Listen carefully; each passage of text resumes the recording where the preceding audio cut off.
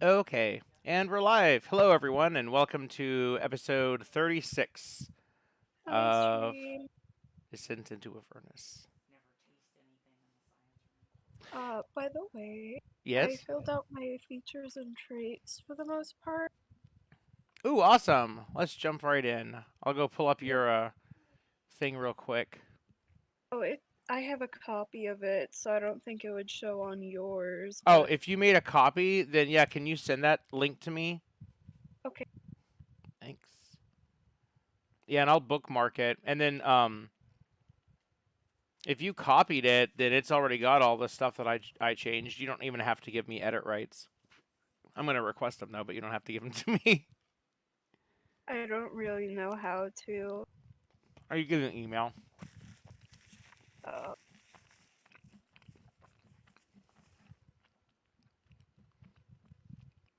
You can send it to me on Facebook. I sent it on OC's Helberg. Oh, good. That's actually a lot better.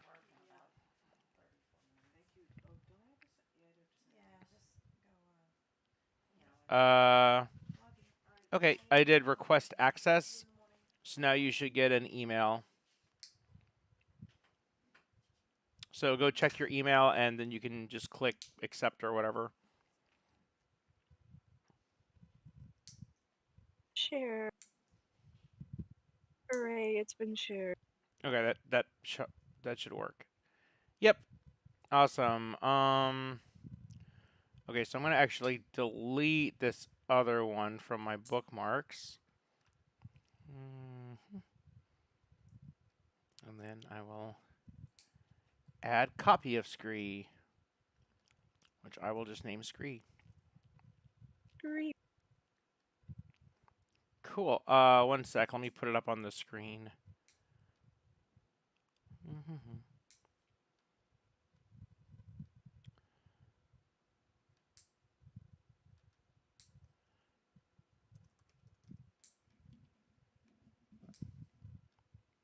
I feel like I might be forgetting something on there. If you see, please let me know. Probably. It might just be a feeling though. You probably are. Usually, one person on their own is going to miss at least something. That's why it's good to have to either double check yourself or have someone else do it. Okay. Oh. Oh, good. Your longbow is showing +11, so that means you must have added fighting style archery. Yep. So that's reading it automatically. I don't think even though feats are in here, I don't think sharpshooter does anything that changes your character sheet. It's just that you have to remember what it does. Um, Yeah, I just still put it there so I can remember. mm, okay, so here I'm just gonna go look it up real quick. 5e Kenku, and let me just see what their traits are real quick. Um, let's see. Okay, we have expert forgery. Oh, here, let me fix that. I don't know why it's in bold. Oh, good. I have editor. Well, see how so you probably like copied from something else because Yeah, I don't know if you can see me in the thing. There. I Can, can. oh, cool. So like, see how this is like not merged, but then Yeah. if you go here, it's like see how it takes up the whole thing, but here it doesn't. So I'm gonna go copy and then paste, and then paste. Yeah, copying is real funky in spreadsheets. Eh. Oh, Okay, we and uh, then Kenku. What is this? Kenku training. Okay, and then let's put. Do you know which ones you picked? Acrobatics and stealth or something? It's just. let me It's check. just proficiency, so it doesn't really matter what you call it. You do have acrobatics, so Pretty let's. sure it was stealth and sleight of hand. Okay, sure. It doesn't really matter because you get some from your class and then you get some from your background and whatever. Yeah. Of hand. Mimicry. And that's it. And yeah, you don't have to put your size or your speed. That other stuff is filled in other places. So I think that's good. Okay, so Kinku is done. Urchin, really, backgrounds only have one feature, and I remember that that's the only one, so I don't need to look it up. Okay, and then Ranger. Okay, so I'm going to start by looking at the regular Ranger, and then we can revise it based on the options in Tasha's. So Okay. you've got favorite enemy, undead. I think you actually want favored foe. So let's start there. So I'm going to say 5e favored enemy. Oh, wait, no, this one. There we go. D&D wiki. Remember when it was hacked? If that was Yes. today, that'd be so bad. Oh my god. Never mind, I'd be because so mad. it's homebrew variant. God, what a jerk. Are you at D&D wiki or D&D5e.wiki? I was D&D wiki is D terrible. and wiki. D Nope. and wiki. Nope, that one's terrible. Don't ever use that one. Okay, what's the one I should use? 5e wiki. You can Google 5e wiki. Oh, and got then it. any feature class. Ah, Usually sweet. you do it under the class, not the feature name. Okay, so we'll do class and the hell? Oh, okay. Oh, sweet. Awesome. So, what are we? Ranger published. Horizon Walker Conclave. Let's see if this works. That's just Horizon Walker. I need to get the Ranger one.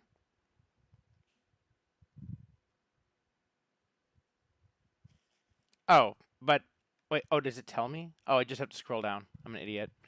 I started here. Okay, so it's got the optional ones in there. Oh my god, this has everything. Wow. Okay, thank you, Jake. Yep, this is the one that went down. It actually has the Tasha's stuff in there. It just says optional. So this is really, really, really easy. Oh, this is fantastic. It's got literally everything. Hold on, let me close all these other windows.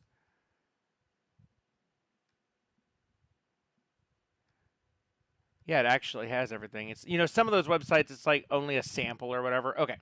So starting at level 1, you get favored enemy, natural explorer. Instead of favored enemy, you could get favored foe. Instead of natural explorer, you get deft explorer. So we're going to do this real quick. Okay, favored enemy, it gives you advantage on survival checks to track them, and you learn a language from them, and that's dumb. So what you want is favored foe, which is you can use your concentration to increase your damage by 1d4 on that enemy. Oh. So we're going to do favored foe instead, which is real easy because I can just come here and say favored foe. Now the thing is, but in your sheets, that's what you were looking at. You copied it correctly. I did like a hybrid where I was like, okay, it's favored foe, but you pick a certain type.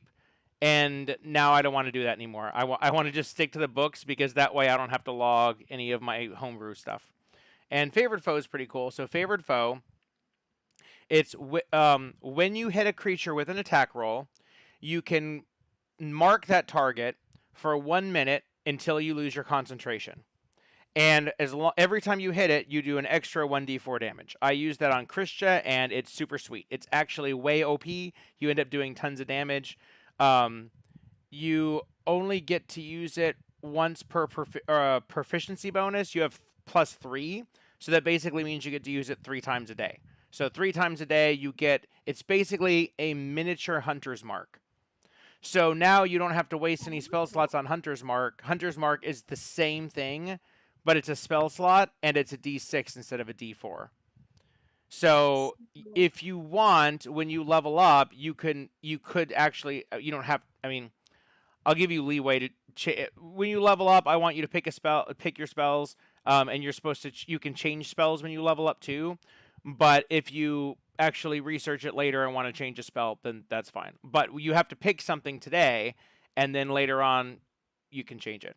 So if you decide you don't want Hunter's Mark anymore because it's favored foe, but you use a spell slot instead of 3 times per day. I don't see why you'd want Hunter's Mark, but think about it. You can change it if you want. So that's what we're gonna give you is favored foe.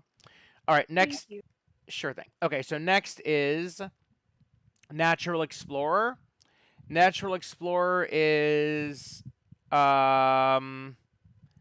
if you're traveling for an hour or more in your favored terrain, which you select, then you get all these long-term travel bonuses. You could select hell as your favorite terrain, whatever we want to call it. But I mean, you get stuff like difficult terrain doesn't slow your group's travel, you can't get lost, you forage more food. That's not super mechanically useful. So we're actually going to do Deft Explorer, and I think you have that on there already. Oh, you have Natural, so we're going to do Deft Explorer. Okay. And Deft Explorer. Now I'm gonna actually move this stuff down a little. Yeah, I have to. Oh, I know why. If you cut instead of paste, that's when it gets. No? Yeah, see? If you cut instead of copy, so you have to like copy paste and then delete, and then it'll be clean. Copy, paste, delete, copy, paste, delete, copy, paste, delete. Okay, so Deft Explorer, you get 3 different things. At level 1, you get Canny. So I'm going to say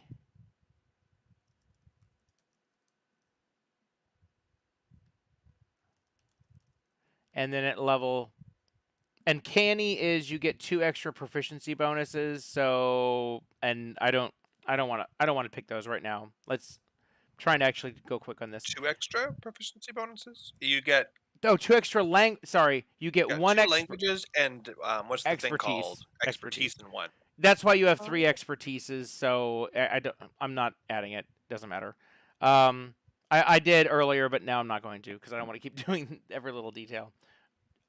You can go back. You can add it. You can check these and tweak it and make notes and stuff. But I just want to get you working. Okay, and then at 6th level you get Roving, which is +5 movement speed. At 10th level you get something else.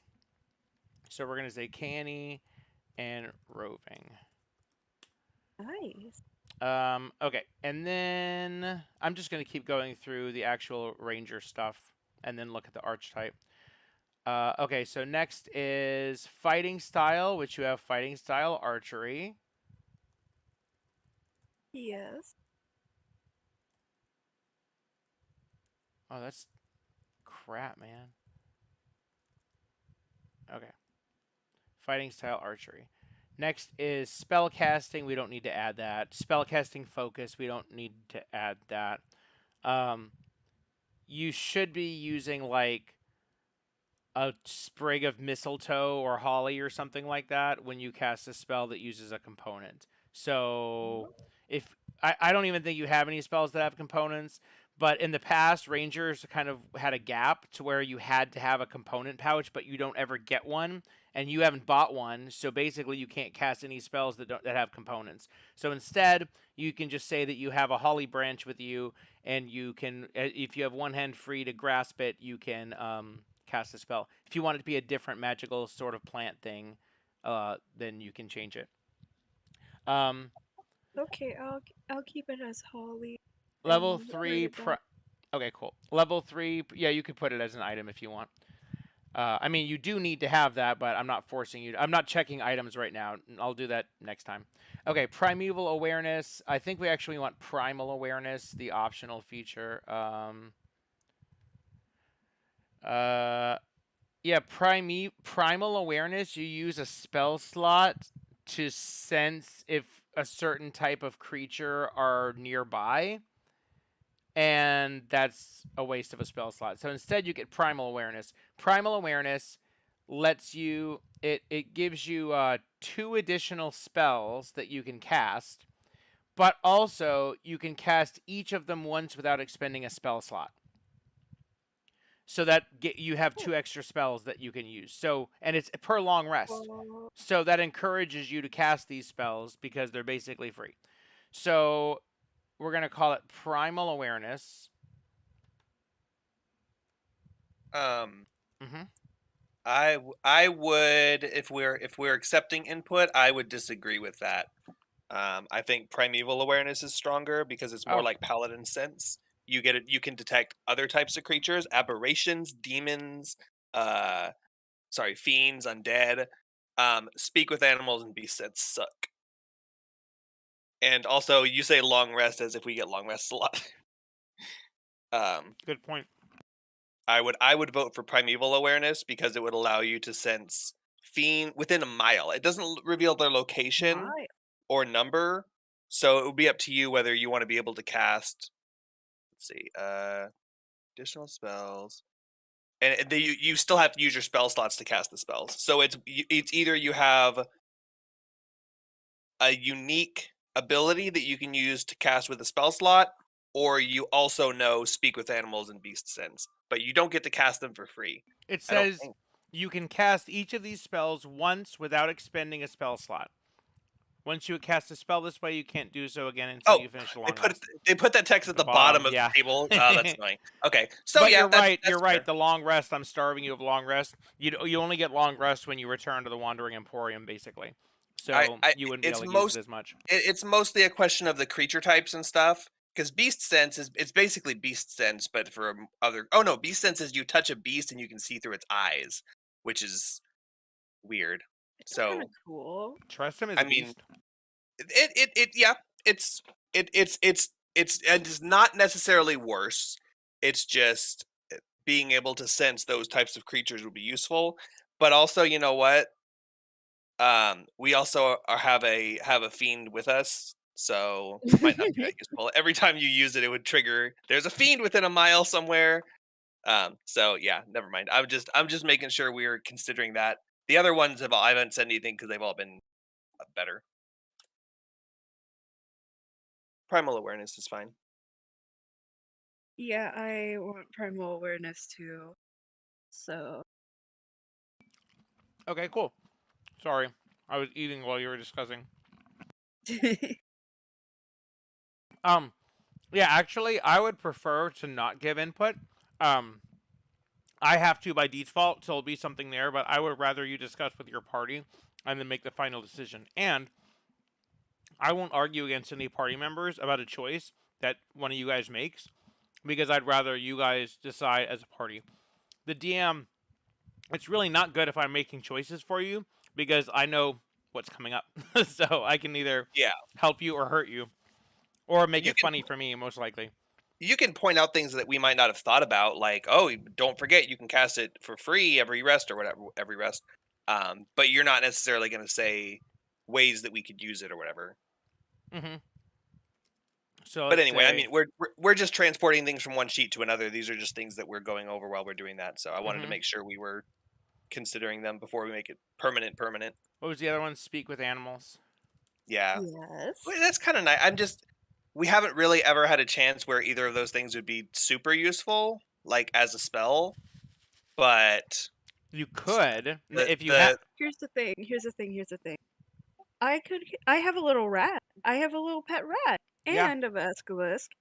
Yeah. I could Yeah. oh yeah, the talk basilisk to too. I could like talk to one of them and Mm-hmm. tell them to like sneak up ahead or whatever in That's any true. given scenario. Or just talk to them at And all. If you want to talk to your pet basilisk and have a conversation with it, that'd be pretty cool.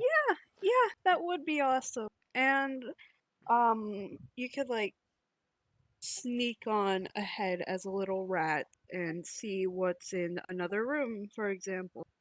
Yeah, But we've also got the flying cat thing too. Is that a beast or is that a something else? Ooh, it might not be a beast. What's it called? Trust him. Yeah.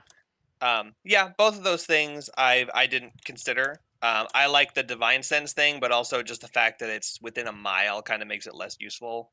Ooh, Paladins is better it because it's might short be a range. beast. It's a beast. Wow, cool.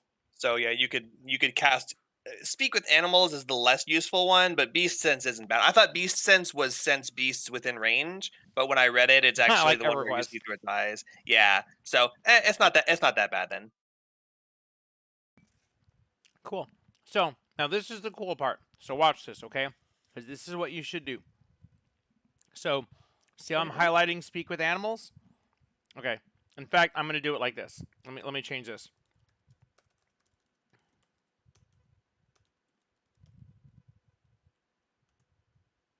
And then I'm going to say recharge long rest. And then I'm going to say primal awareness beast sense and primal awareness. I mean, you could really do this. However, but here's the important part. At the top of the screen, there's this button, and it's got these two little arrows in a box, and it's right near the paint bucket and stuff. Do you see it? Are you looking? I'm looking. Do you see up in the tools? Do you have the toolbars open? Do you know how to open the Yeah. toolbar? I should be doing like a share screen. If you hover over it, it says merge cells. Do you see what I'm talking about? No, I don't. I'm gonna do. There's got to be a way I can. Yes, screen.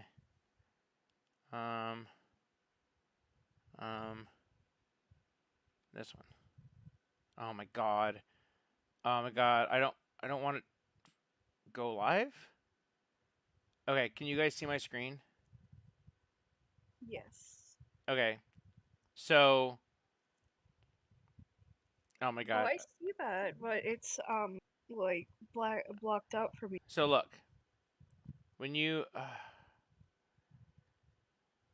Is it just gonna always be open for me now? Okay. Yeah, I don't know why it's. You should be able to expand your toolbar over here on the top right with a little arrow. It says show your menus. Show the menus. Do you see that? Are you on your computer?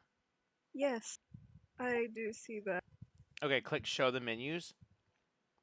Yep, I see all the toolbars now. Okay, now in the middle, do you see where it says merge cells? Yes, but it's grayed out and I can't click on it. Are you selecting more than one cell? Oh, you're not selecting anything. Oh, So wait, there. I selected speak with animals and it showed up. yeah, don't click it though. Just watch what I do, okay? I'm gonna. Okay. These cells are merged. A, B, C, D. Right? See this? This is actually a whole bunch of tiny squares, right? So this is a whole bunch of cells that have been merged. So what I'm gonna do is unmerge it. Blink. Now, whoa. Oh dear. Hold on. Back here. Okay, now see how it's these little boxes? Mhm. Now, see this box on the right? This one right here? Yeah. I'm going to leave that one out, and I'm just going to highlight all these. See what I'm doing? Yes. Now I'm going to do merge. Now, these are all merged, right? Okay. Now this is the magic, okay? Now, see this Yeah. box right here? Yes. Okay, now I'm going to do this. I'm going to do insert at the top of the screen. I do insert, the tools, Okay. and then checkbox. And now check that out. Whoa, it's a And checkbox. now you can check. Oh God, what did I do? Okay. How do you? Oh my God. I think it's a format rule because those cells are trying to read something. No. Oops. Was it working on yours? I mean, it added It adds a checkbox. Bro. Like, look, checkbox. It is a checkbox, and then when you click it, it changes from false to true. But it does? doesn't. Oh, But yeah. Oh, there you go. That Okay, works. it's working now. There. Oh, cool. So, yeah, I don't know why it was fucking up. So there.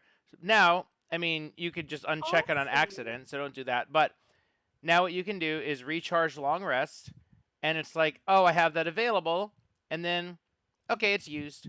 And then when you have your long rest, then you uncheck it. So now for this one, do you want to try to do it? Sure. Okay, so the first step is to unmerge. Okay, and now highlight all of them except for the one on the right. Leave space for one. You could leave more space, but... And then do merge. Why is it gone? Okay, do Control Z. Okay. Try it again. Oop. Highlight everything except for the far right one.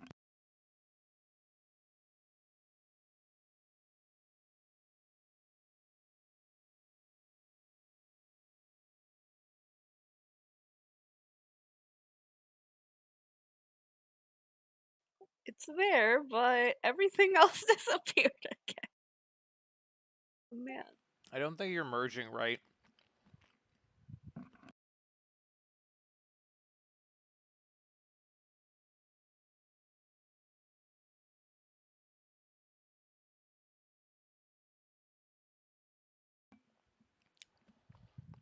Are you like? Do you know how to highlight multiple cells like this? Oh my god. Yes. You can just click and drag. That's what I was doing. Can you make it go like that? Oh, you might not be able to see that. Yeah. And then highlight. And then at the top of the screen, you just click merge. And now it's merged.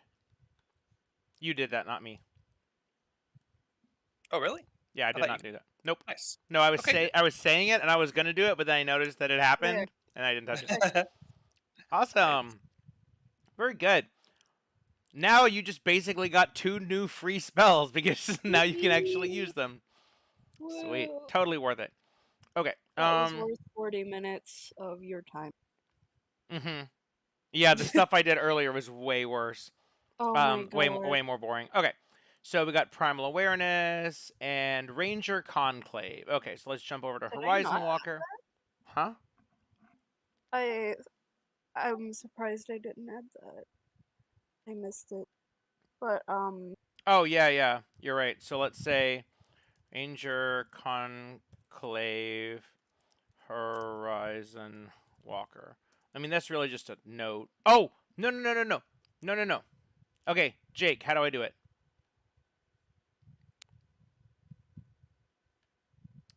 oh god. How do we enter subclass? I'm gonna go look at class.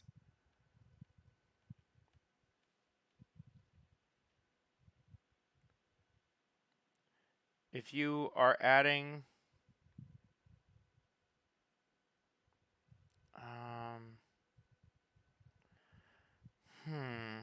okay, so we want it to be Ranger Horizon Walker. I was telling you and I was muted. I was like, "What do you mean?" You type no. It's Horizon Walker Ranger, then the level. Subclass comes first. Okay. And you're saying do it without the comma? The comma didn't seem to be messing up the other one when I tested it, so the comma should be fine for legibility. Okay. I don't know what things Horizon Walker is going to change though. Nothing. Nothing changes. All the fields are blank. Yes, except it does if I put it under speed increase. Oh, right. Nice. And now I can take this away. And I'm not going to explain what that is because I'm changing my mind. I don't want to do it that way. Cool. Okay, so we got Horizon Walker Conclave.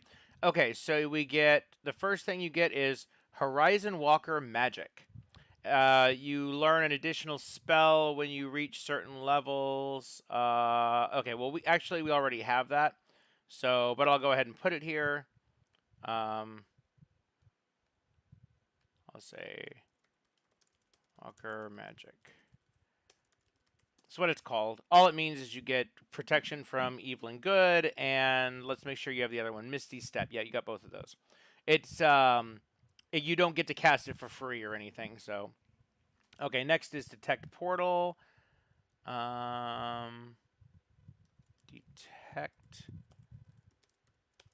Portal, and that is you select as an action you get.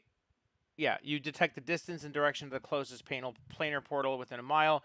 Recharge short or long rest.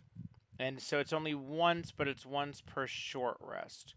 So I'm going to say detect portal once per short long rest. And then we'll do the same thing. I'll go ahead and do it just for expediency, and you can redo stuff yourself later, but I just wanted to.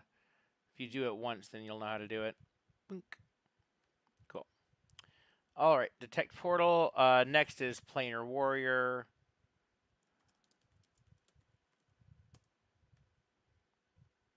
Planar warrior. Woo! Yeah, I love that one. And you also have ethereal step, but I should go back to ranger now, because the next thing you get at level 4 is ASI or martial versatility. We already did that, so that's baked in. I don't remember what we did. Do you remember what we did for that? Did they get a feat? I have no idea. Mm, You probably I'm just did an reading. ASI with my disagreement, but I don't Mm, know how we did stats. I don't see ASI in here.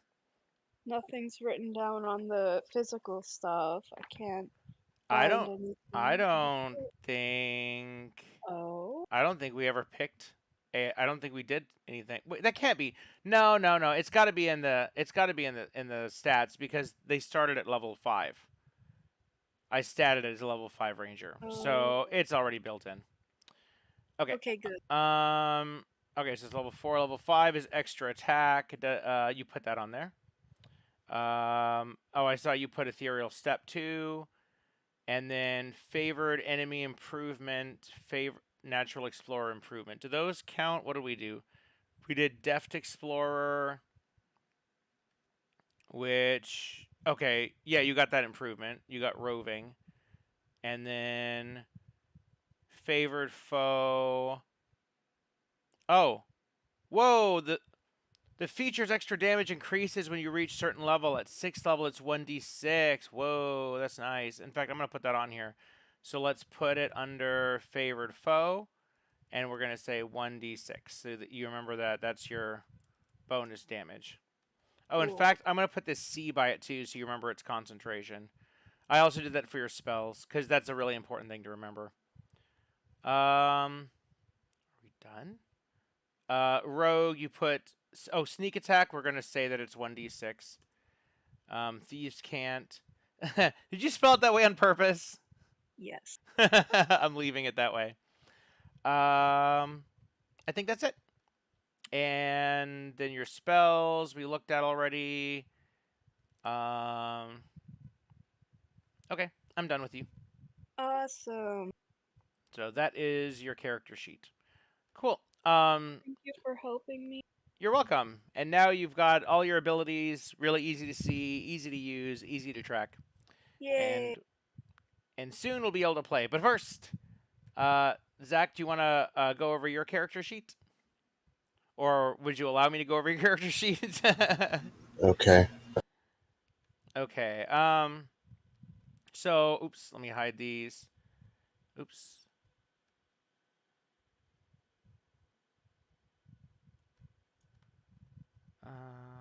Hide.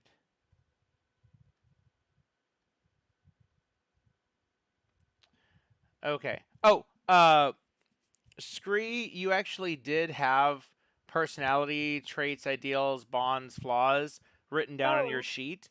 So you have picked that already, but I didn't take the time to write it down, but you should. You can copy Okay, yours. I will, like, when we're doing the game and stuff. And Zoe, I can't remember if you had those picked out. I think you did. I think you had them on your sheet, but you can do those whenever. We don't have to go over that right now. That's not important to playing the game. That's fun. That's role play stuff, and it is important, but you can play the game without it. Okay, cool. So starting with half elf features. So I'm going to Google 5e half elf. You can see my screen when I'm Googling and stuff, right? Yes. Yes. Okay, cool. So half elf has, let's see, we've got dark vision. And I need to specify what the distance is. It's dark vision to 60 feet.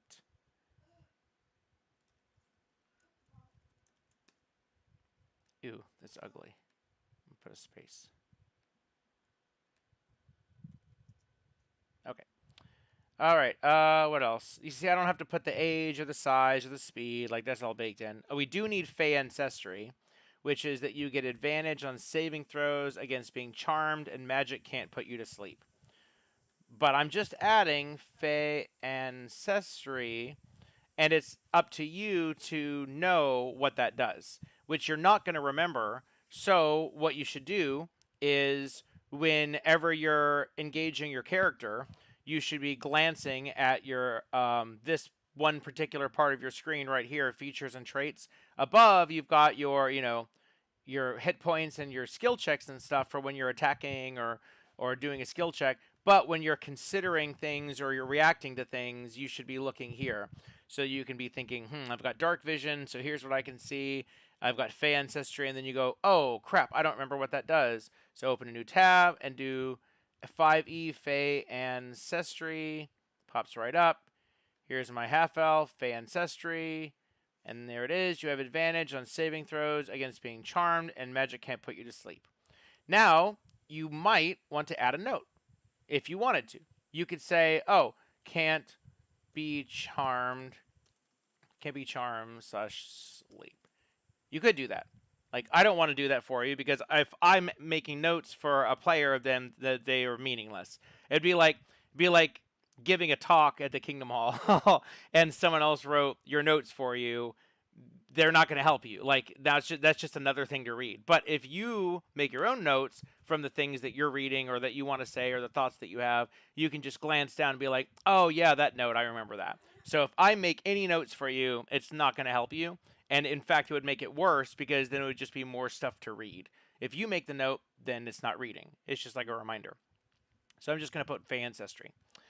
All right, next, skill versatility. We don't need to add this because that's proficiency. We already did that. Languages, don't need to do that. And then size medium. Okay, so that's it. That's all from Half Elf. So just two things.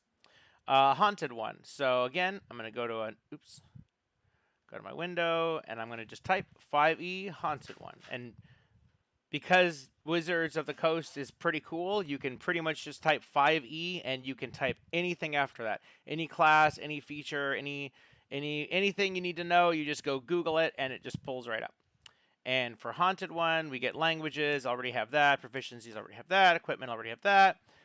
The special thing is Harrowing Event, which it means that your past is so haunted that some horrible thing happened to you, and wait.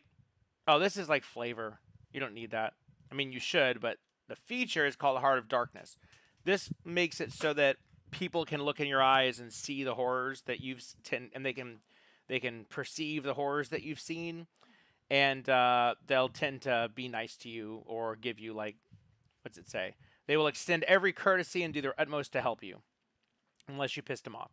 So we're going to put, what is it? Heart of Darkness. So I'm going to type Heart of Darkness. There. Now, again, not typing what it does. So if you're looking at your character and thinking, what could Zoe be doing at this moment? You might look Heart of Darkness, and then you go look it up and go, oh, wow, I'm talking to this creepy guy, and I just failed my saving throw, or, failed my persuasion check to convince him to help me, and now he's about to summon all these, like, demons to try to rip me apart. But then you read this and go, oh, wait, I can look into his eyes and say, hey, I've seen some shit. You should be cool with me. And then he'll be like, and then, maybe he'll roll a check. But then that's how you can utilize that. So that's what you're doing is you're looking at your features that are written here, and you're going Fey Ancestry. Well, I know what that is because I just looked that up. That's a can't be charmed or sleeped. And then the Heart of Darkness. I can't remember what that one is. So just 5e, Heart of Darkness, boom, and you got it. All right, next is Warlock. So I'm just going to 5e Warlock. Click the wiki dot. All right, and so first of all, we get Otherworldly Patron. You had to pick one, so we are going to put this. Otherworldly Patron. Fey. Or is that under Pact Magic? I don't care. What's it called? Fey? Just Fey? Archfey. Archfey. Archfey. Titania. So that way you remember, because now it's like officially documented. Oh, what am I again? Oh yeah, Titania. I'm right there. All right, next is Pact Magic. We don't need to add that. That's the same as spellcasting. We already know what that is. Eldritch Invocation. So we should do that, but actually I put a whole special section over here for Eldritch Invocation, so it's really easy to work with. All right, next is Pact Boon, and we do need to put this down. So this is, let's see. We have to actually look up the Pact. Wait, what is Pact Boon? Yeah, okay. You get a boon based on. I think I chose Pact of the Tome. Oh, that's right. That's right. So then I guess we just put Pact of the Tome. Yeah, you have Book of Shadows. You choose 3 cantrips. Okay, that's where some of your cantrips came from. Yeah, you have a lot of cantrips. Okay, so then we're just gonna go right here and do Pact of the Tome.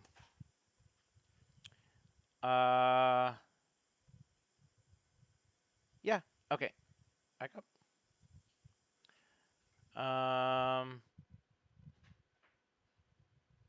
Ability score, so that's already baked in. 5th level is just new spells. 6th level, otherworldly patron feature. Okay, so at 6th level, you get. Oh yeah, that's right. You do have expanded spell lists.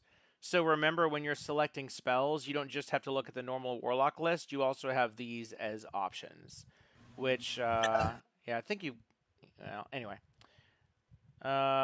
Misty Escape. That's what you have, and it's once per short or long rest, and it's like a Misty Step, and that also makes you invisible. Oh, Fey Presence. I don't know how I missed that. Yeah, I was gonna say I have that. Fey Presence, and that's once per short long rest. Okay, so oops, crap. So actually, I need to say recharge short long. And then I can unmerge. Do that. Insert checkbox. There. All right, and then the next one is Misty Escape, which is the same thing. So actually, I'm just going to copy that whole thing and then just say Misty Escape. Charge. Oh, I spelled recharge wrong. I'm such a recharge. That's recharge it. What's next? 6 otherworldly patron. We just added that. You get your next thing at 10. And that's it. Guess that's it. Oh, don't look at that. Oh, Eldritch Invocations. Okay, so now we have to pick Eldritch Invocations, and the number that you have is your level 7, so you have 4. And I'm gonna pull up your other sheet because you already picked 3. I picked the Shadow Armor and Eldritch, whatever it's called. Let's see. Okay. Agonizing Blast. Agonizing Blast. Which that's always on. Armor of Shadows, which is without expending a spell slot. Is that like once per day? I don't know what the recharges on these are. No recharge. That one is infinite. Yeah, I Every just. single turn you want, but only on yourself. Oh, yeah, okay. What about Tomb of Levistus? But only if you what? Only on yourself for that one. Yeah, yeah. No, that's why I have my AC up that high because it goes without saying I always have that on. Mm-hmm. Tomb of Levistus is ice block.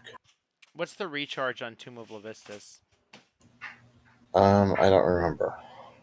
Oh, I'll look it up. 5e Tomb of Levistus. Slow enough, I know I don't use it very much. I save it for those really bad moments. Like when multiple arch demons or whatever they were are on either side of me at the Yeah. same time. 5th level. Once you use this invocation, you can't use it again until short or long rest. Okay.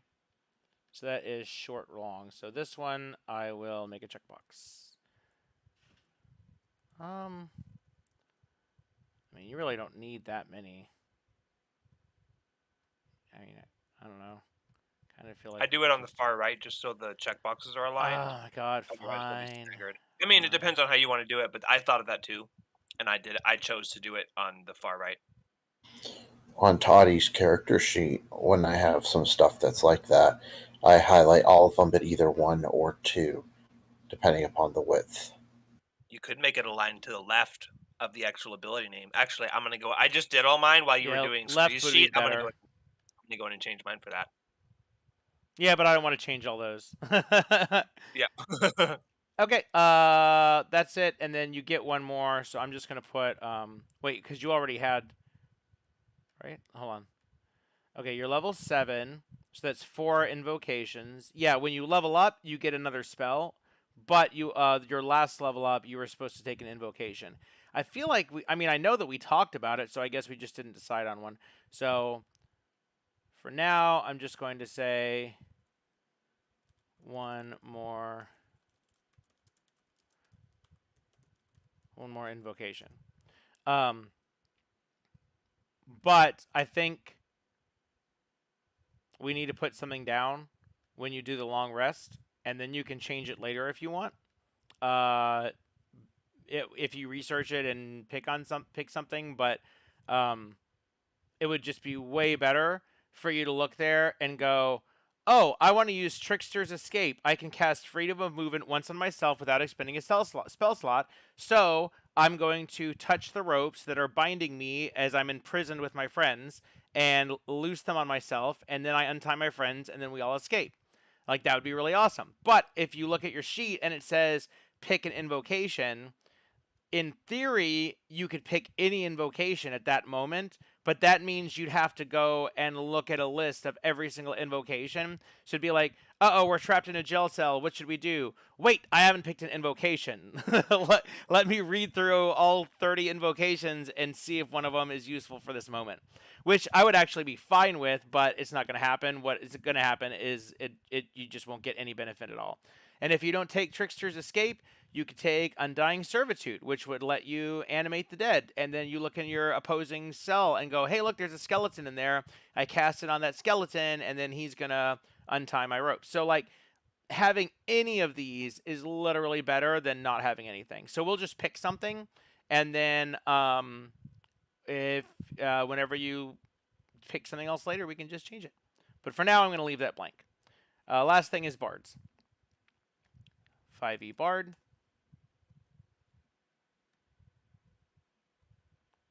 And it's just level 1. Spell casting, don't care about that. And then bardic inspiration. So I'm going to put bardic. And you notice there is plenty of room here for the stuff that we've written down. So you totally could move it around, expand it, add notes. I'm just keeping it simple because I'm the one doing it. But on my sheet, if there's anything that I don't memorize, I might just go put a note for it. What's the recharge on bardic inspiration? Isn't there like a certain number? You can use this a number of times equal to your charisma modifier. And then you, so recharge long rest. So I'm going to say bardic inspiration, recharge long. And then I'm going to put the checkboxes below. So you've got a +4 charisma. So I'm going to unmerge all 4 of those. And I'm going to go insert check. Actually, I think I can do this. If I merge these 4 and then do insert checkbox. Oh, no. Well, that's smart. You can select, just unmerge the cells, select all 4 and insert checkbox, and it'll insert them into each cell. Maybe that's what I wanted to do. As long as they're all selected. I think that looks pretty good. Good enough. It's functional.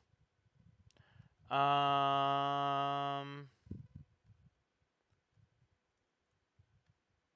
Oh, and okay, unless I'm missing something, when I look at spells, you're currently level 7, and that spell's known 8. And you also get these 4 from being a bard, right? Let me look at that. Bard gets 4 spells known at level 1. So these 4 are your bard spells. So this is not counting those. You should have 8 spells. Cantrips, you have 2 and then plus 3 more from your book Tome of Pact of the Tome. So then besides all those, you should have 8. 1, 2, 3, 4, 5, 6, 7, and then missing spell. But I remember you took dimension. Oh God, how do you spell dimensional door? Drool. Dimensional door. What is this? Oh yeah. Look, I put a note here. Warlock recharge on short rest because you're a warlock, so you have no level 2 slots. You have no level 3 slots. You have 2 level 2 slots, and I put a note to remind you they recharge on short rest. And then up here, these level 1 slots are bard. They recharge on long rest. So when you look here, you can see that you have 2 level 1s and 2 level 4s. And if you want to know when they recharge, then you can just look at them right there. Dimensional door. But you will be gaining another spell when you level up. So spell and invocation are impending. And of course, you can change those later anytime that you want. Okay, I think that we're good. What do you guys think? Any questions, Sounds good to me. concerns, issues, anything I missed? Nope, all good here. Oh, hold on one second. Got to knock at the door.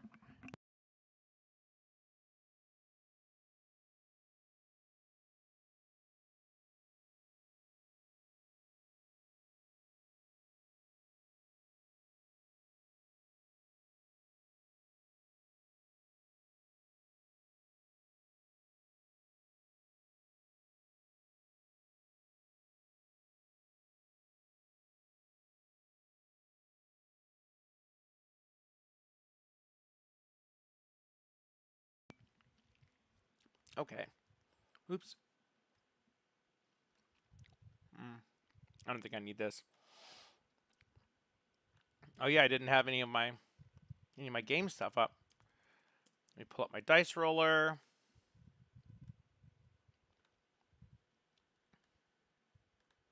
And we don't really need to do table plot. Since you guys are at the Wandering Emporium. That's more of a role play area, theater of the mind.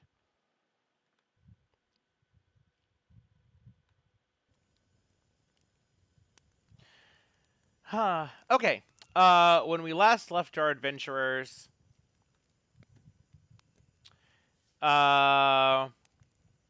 you had just arrived at the Wandering Emporium, which is run by a mysterious figure known as Mahadi. And you've been directed to this location by multiple different important NPCs that you've spoken with, and you believe that you can solve a whole bunch of problems all at once in this one, let's call it a bottleneck location. When you arrived here, you did a bunch of stuff, and does anyone remember where you were standing when we left off? I do, but I'll chance they would like to participate. I do not remember. We were in the spa, and we were just about to go into the spa and take a long rest. And Mahadi came in, and he was talking to us about. I guess he was saying hi to us. He's like, "Oh, I say hi to everyone that goes to the spa." But then he told us about the concert that's being held, and we were like, "Oh, concert!" And he told us about Morrissey and all that stuff. But we were at the spa, about to go in, and I guess we were about to use the spa, right? That was my understanding. Yes. Cool. So then, he's going to charge you each 1 soul coin to attend the spa. So you can each deduct 1 soul coin from your items. Goodbye, soul. Where's my new sheet at? Hold on. Let me send the link.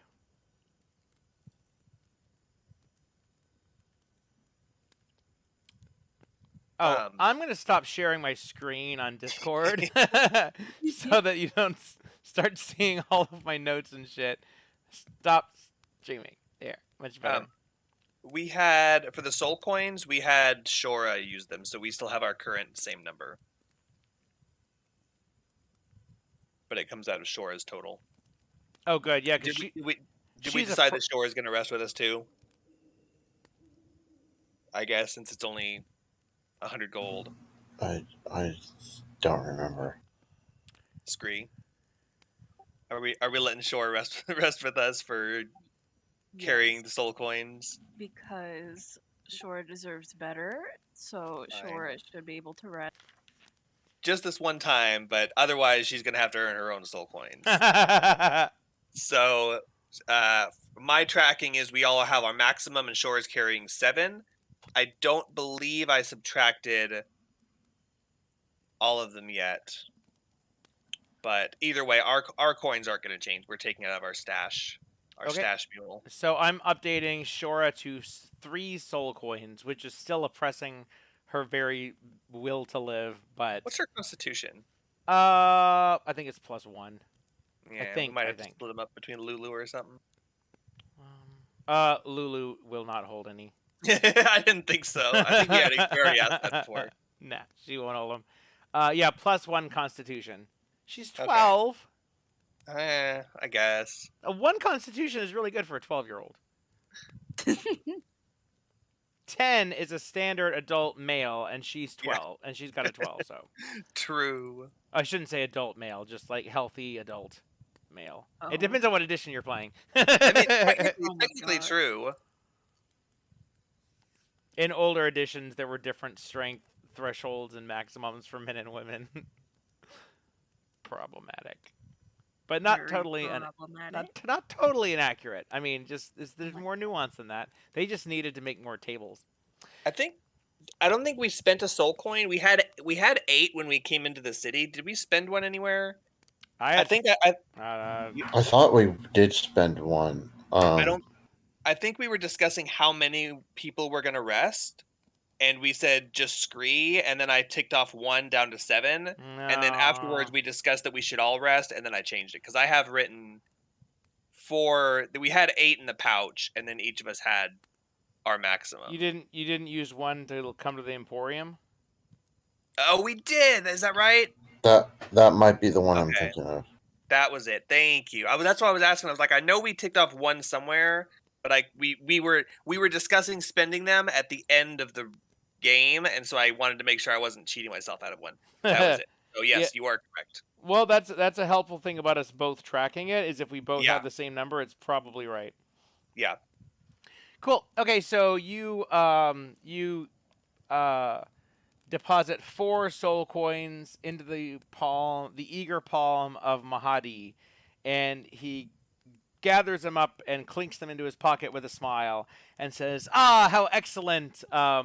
Be prepared for the most pleasurable experience of your lifetime, or any lifetime you could possibly experience, unless you come and stay here again."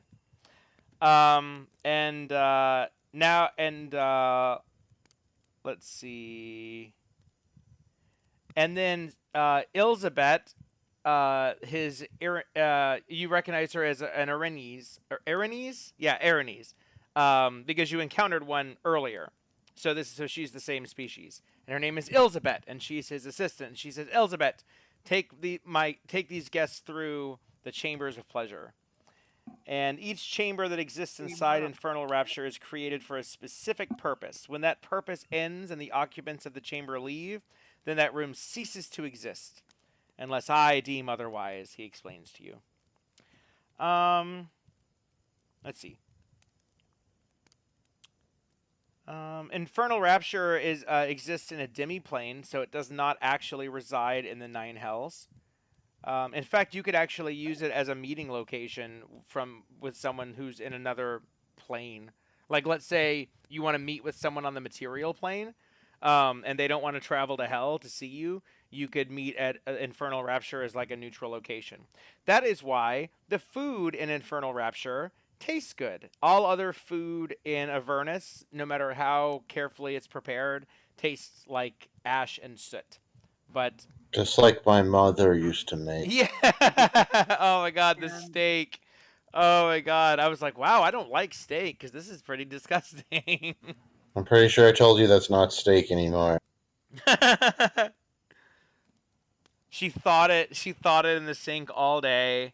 Like not in water and like under dishes. Like you look in the sink and you lift up a pan and then there's just a package of steak, of cheap sirloin steaks there.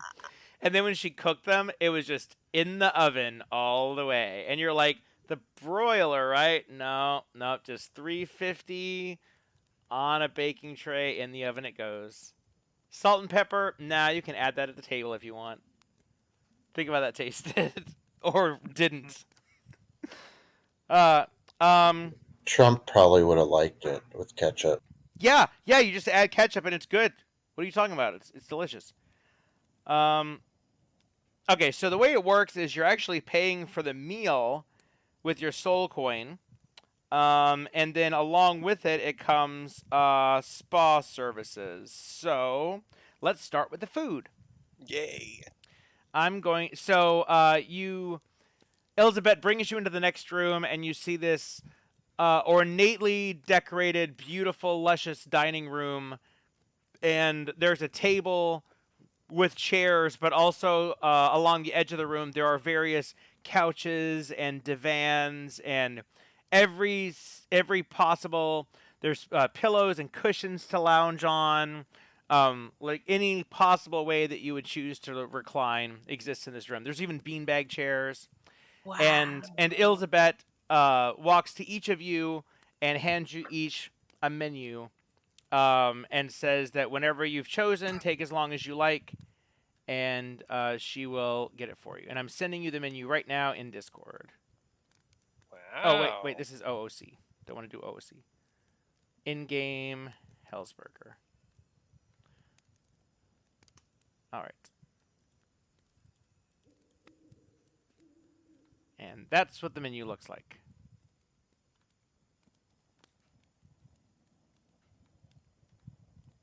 I believe I'll have the like Does that come with on the side? Elizabeth turns to you and says, no, she doesn't. She doesn't. Because you're you're emoting that. I have to ask a question. Who speaks Infernal? Me! I speak Infernal. Okay. So actually, Actually. how do I send a message? There we go. Message. All right. And this is what you see.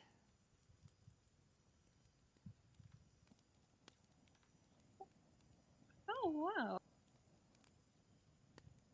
Wait, let me zoom in on that. Ooh, delicious. Okay. And now, just to be nice, I'm going to send you a plain text version so you can actually read it.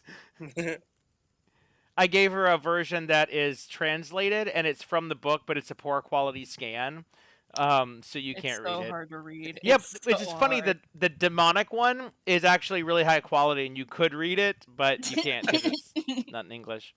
Too bad Zach doesn't have Eyes of the Runekeeper. He could read it too.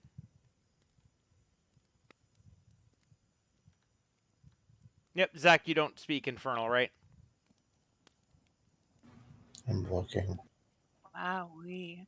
I don't think so. Alright. I think I just went over all, your stuff, and I'm pretty sure that Willow's the only No, one I who do speaks not. Infernal. Ooh, Shora does. So Shora looks at the menu and says, "Oh wow, this all looks so good. Could I start with some tea, please?" And Elizabeth says, "Oh, certainly."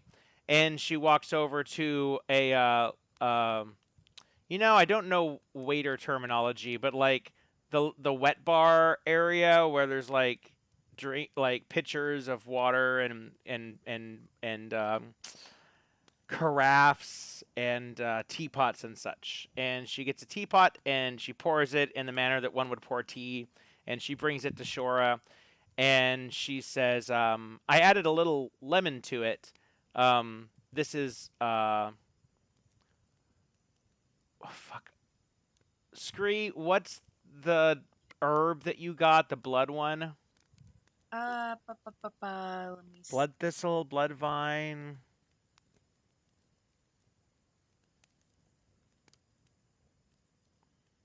Hold on.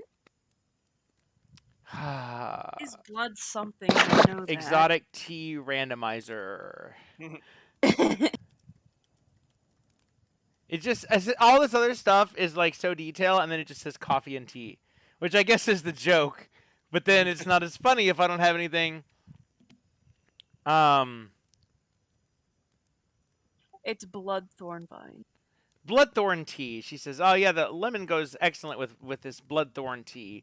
Of course, it's carefully prepared so as to leach out the various damaging effects." And Rexor cringes when he hears her say bloodthorn tea. Shora takes a sip and says, "Ooh, it tastes like cinnamon." And she looks at Raxlor and says, "I highly recommend it." And then she continues sipping her tea as she peruses the menu. He just shakes his head vigorously.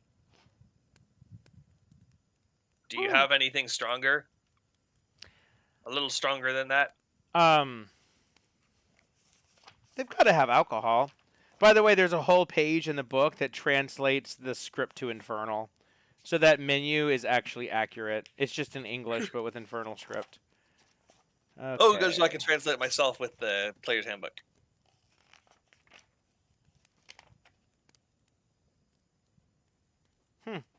Wow, the menu doesn't have any alcohol on it. She says, she says, "Oh, certainly, if you're interested in alcohol, we have Budweiser. That's the most popular beer in all of hell." He says, do you have anything a little more flavor, like, I don't know, battery acid? She says, "Oh yes, we also have Maker's Mark. With just one moment, I'll fetch you some." Battery acid? You mean Monster Energy? Oh, well, we have that too. What a coincidence! Oh, wow. Oh, tons of monsters. She opens up a cabinet and it's floor-to-ceiling cans of green Monster. But not the flavor that I want. Nope, just all Yep, green. Everyone, no, they have all of the different ones except for the flavor that I want. They have 80 different flavors. They have octopus flavor. They have wasabi flavor, and the one flavor you ask for. Nope. Sorry, we're out of that one. It is hell. He says, do you have like coffee or something? Plain regular coffee, not demon testicle coffee? I want demon testicle coffee. She says, "Certainly, we have a fresh brew of civet coffee. It's known as Kopi Luwak." And she pours a cup of Kopi Luwak. Rexlor rolls a natural one. He doesn't know what a civet is. He says, "That sounds delicious. I'll have two." Not okay. You guys don't know this, but just for anyone watching the stream, a civet is an animal that eats coffee beans whole, and they ferment in its intestines, and then they poop them out whole. And if you brush the poo-poo off of them, you can take those coffee beans, and it's the most delicious and expensive coffee in the world. And Never know it was in poop. And it has a nice earthy aroma as you taste it. What does civet tea taste like? Coffee. There's green grassy notes.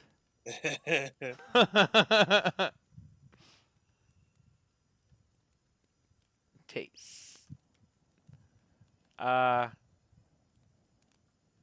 Come on, man. No, I don't want to sign up for your fucking email list. Well, it takes the fun out of it. She looks at Zoe and says, "And would you like anything to drink while you're selecting your meal?" I'll just have water. She says, "Certainly. We have the finest water, Fiji." And she goes and pours you an ice-cold glass of Fiji water. And brings it to you, and it's in this beautiful crystal glass that is notched around the edge in just such a way that it reflects the light and almost looks like a fiery halo above the rim of the glass. And when you taste it, it's more refreshing than swimming in the springs of Sweden and the glaciers, so on. What is It's like standing on a mountaintop. Where is Civet coffee taste? Aha! What does scat coffee taste like? Okay, here you go. It's a medium body with delicate spiciness and a hint of chocolate. Green, grassy notes, little to no acidity, a strangely furry feel at the finish. Complex, but a little characterless.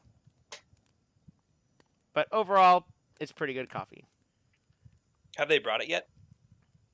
Yeah, she poured a cup. There's a wet bar that has all sorts of coffee pots and teapots and various carafes, and she fetched you the coffee from there, poured it into the cup, and it bubbles with a light brown foam along the rim. She asked you if you'd like any sugar or creamer in your coffee. He says, "Oh no, thanks. I'll take it black." She says, "That's how I like it too," and then she winks. And she brings you the coffee, and she slaps her ass as she walks away. Rexlor ignores that, sips it, and smacks his lips as he sips it with his elbows on the table. She saunters over to Scree and says, of course you may take your time. I'm not to rush you at all, but have you selected perhaps an appetizer, or is there anything you'd like to order? Why, yes. And please don't limit yourself only to our menu. These are simply our current suggestions. Anything that your heart could possibly conceive, I can fetch for you. And if it's very exotic, it may come at an additional upcharge, but we can easily add that to your bill. Conveniently. It's a convenience fee. We conveniently charge you for it. May you have turkey and mashed potatoes. She says, "Oh yes, skipping straight to an entree, I see. So yes, we can have turkey and mashed potatoes. In fact, I ensure that you'll get the most terrified, delicious, like sad, pathetic turkey we can find. We'll find a turkey that was living this morning and who was ripped away from his turkey family, and a hood was thrown over. A hood was thrown over his little turkey beak, so he was unable to see. And then the last sound he heard was the gleaming slice of the blade. I'll be right back." Amazing. And she says, "Oh, and with the mashed potatoes, would you like chives?" Yes. Excellent. And then she makes a note on her pad, and she looks at Zoe, Rexlor, and Shora and says, "You may continue to look at the menu. I will be back in a moment after I fetch the entree for Scree." And she toddles out of the room, and the door closes behind her. And a soft, lilting music starts playing. Does anyone have any ideas of what music is playing? Any ideas? What do you Super mean? fucking heavy metal. Okay. I don't know. Do I roll for that? Okay. Motley Crue is playing. Cool. Dr. Feelgood. That's appropriate. You should actually play it in like with one of the bots or something. That would be pretty cool. Oh, you sent me the link instead. All right. Ironically, I can't play this on my stream because if I do, then I'll get shut down. But you guys can listen to it, and I can emote it. Dr. Feelgood, all right, Dr. Feelgood, wanna be your Frankenstein? Hey, ready, run, he's ready, man. Dr. Feelgood, hey, and he's got a glamorous man. Dr. Feelgood, something, feel good. Do. Now, you might think that was bad, but if you saw Vince Neil's performance at Ranger Stadium last night, you would go, "Oh, actually, Nick would have done better up there." He did, by the way. That's what everyone's saying. Terrible voice. Doesn't hold up at all. And Tommy Lee, that's the drummer for Motley Crue, and you know what Tommy Lee did. recently on social, right? No. He showed his dick. Oh. Like he What? just like on Facebook, on his Facebook and Twitter. Facebook took it down, and Twitter didn't because that's the difference between Facebook and Twitter. And it's just a full on. It's not even a good one, and it's a full body. And there's his baseball bat down at the bottom, and he just posted it out there just for no reason. Well, I mean, there's a reason. And then everyone was, joking about, especially on Facebook, because you don't usually see that on Facebook. It gets filtered out. But he's got a lot of fans, and normally celebrities don't do that, so everyone's taking screenshots and trading it like baseball cards. Oh my god. Wasn't impressed. Not impressed at all. You're supposed to be on tour, dude. It was Motley Crue, Poison, Def Leppard, and Joan Jett. Definitely a concert you would see in hell. Yeah. Oh, go ahead. I said, and Morrissey. Yeah, oh, and Morrissey. Yeah, definitely in hell. So you guys are. As she leaves and it disappears from the room, Raxlar has a confused look on his face, and he says, "Wow, the service here is exquisite. They go and get your food immediately after you order it, and don't even take the rest of the orders from the table. That's some pretty prompt service." Scree. Yeah, I can't read this. What should I order? I don't want to look stupid.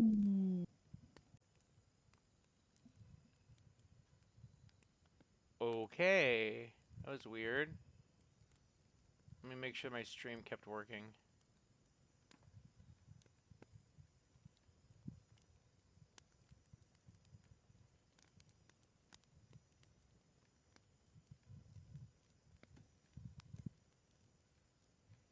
Deep fried? Yeah. Hello? Deep Can fried. you guys hear me? Welcome Hello? back. Hello, welcome back. God, that's really disappointing. So you guys had this whole conversation about food, and I'm literally cutting out. Like I could hear you guys talking, and then it started cutting out, and my whole I think my stream stayed up. I'm double checking now, so give me just a moment to let me make sure that it just lagged out or something. It was weird because my internet doesn't do that anymore. Yeah, Raxlor, you should get the deep fried miniature giant space hamster. Yeah. I'll go with that. I hope they're not too big. I hope they're not too miniature. I'm kind of hungry. They're probably not that small. They're just the size of hamsters. I mean, they are hamsters, right? Well, miniature giant space hamsters. Who knows what a space hamster is? A giant space hamster could be the size of a flea, and a miniature giant space hamster, who knows relativity? So is it miniature or is it giant? Both. Wow. Hope those are big enough to fill you up, Raxlor. Make I'm a sure. make a check. Make a what kind of check? History check. Who? Both of you guys. 3. 12. Okay. 12 is good enough because they're really, really famous. You recall that there is a famous duo known as Minsk and Boo. And Minsk is some badass... God, what is he? A ranger, I think? And Boo is his pet hamster, his miniature giant space hamster. And they're very famous Forgotten Realms heroes. So a miniature giant hamster looks like the size of a normal hamster. But it's actually a miniaturized giant space hamster. I love it. I love it.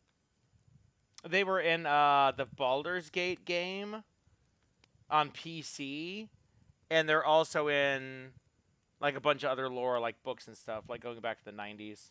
I think they're in Spelljammer, the new one. Yes, they are in Spelljammer, like explicitly, like they have a like they're connected to it, like that's because he's a space hamster, right? Yeah. I say, okay. Well, I don't want to be talking still when she comes in and make her think that we're dumb. So I'm gonna go with that one. Thanks for translating. Yeah, man, no problem. And we And- should pick up some desserts too. Those menu desserts looking mighty fine. The door opens, and backing into the room is Elizabeth, holding a tray full of food. And she walks Whoa. over to Scree. And Scree, how are you seated? What are you at the table? Are you on a couch? Are you laying on a beanbag chair? What is Scree sitting on? How are you gonna eat? Oh, you better believe I'm on one of those beanbag chairs, and like there's stuffed animals around of like a minotaur and a little dragon. Yes. You know, cute stuffed animals, and I am just covered in them. Like you can, my face is sticking out, and that's it. The rest of me is just buried in stuffed animals.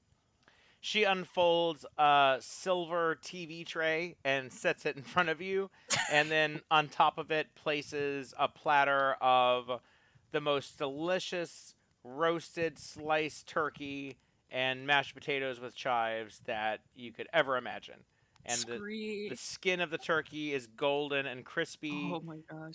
and there's a big giant turkey leg on the plate as well. Dusty objects. Anyways, Scree And there's is a cockatiel feather sticking out drooling. of it. Oh no! Scree is rejoicing and is drooling and starts digging in violently. Delicious. All right, and then so you're doing that. Well, you're devouring your food. Yes. And then she walks over to Raxlor and says, "And have you decided? Would you like to start with an appetizer? Perhaps some pickled vine blight salad?"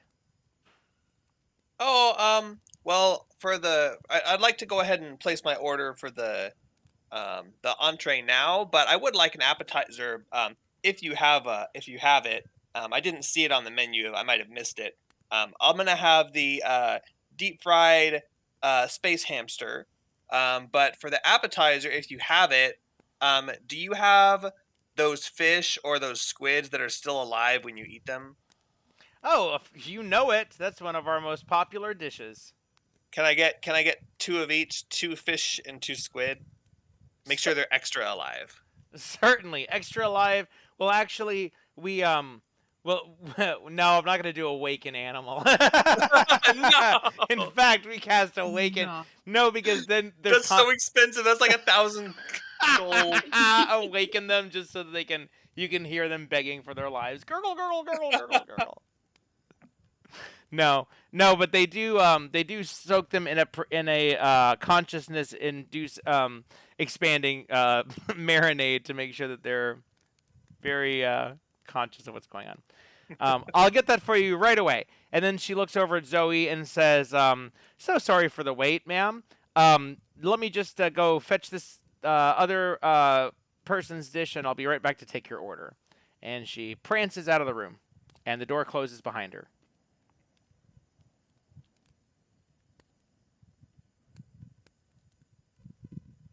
And Scree is eating his food, and Raxlor is waiting patiently. Raxlor, how are you reclining? I just went and sat next to Scree whenever they sat down because I didn't want to go sit by myself. So I'm sitting on a beanbag chair, but the beanbag chair is a little bit too small for me. So I'm like completely covering the beanbag chair, and my knees are like up in my chin. There's so many options. But I look fairly comfortable still.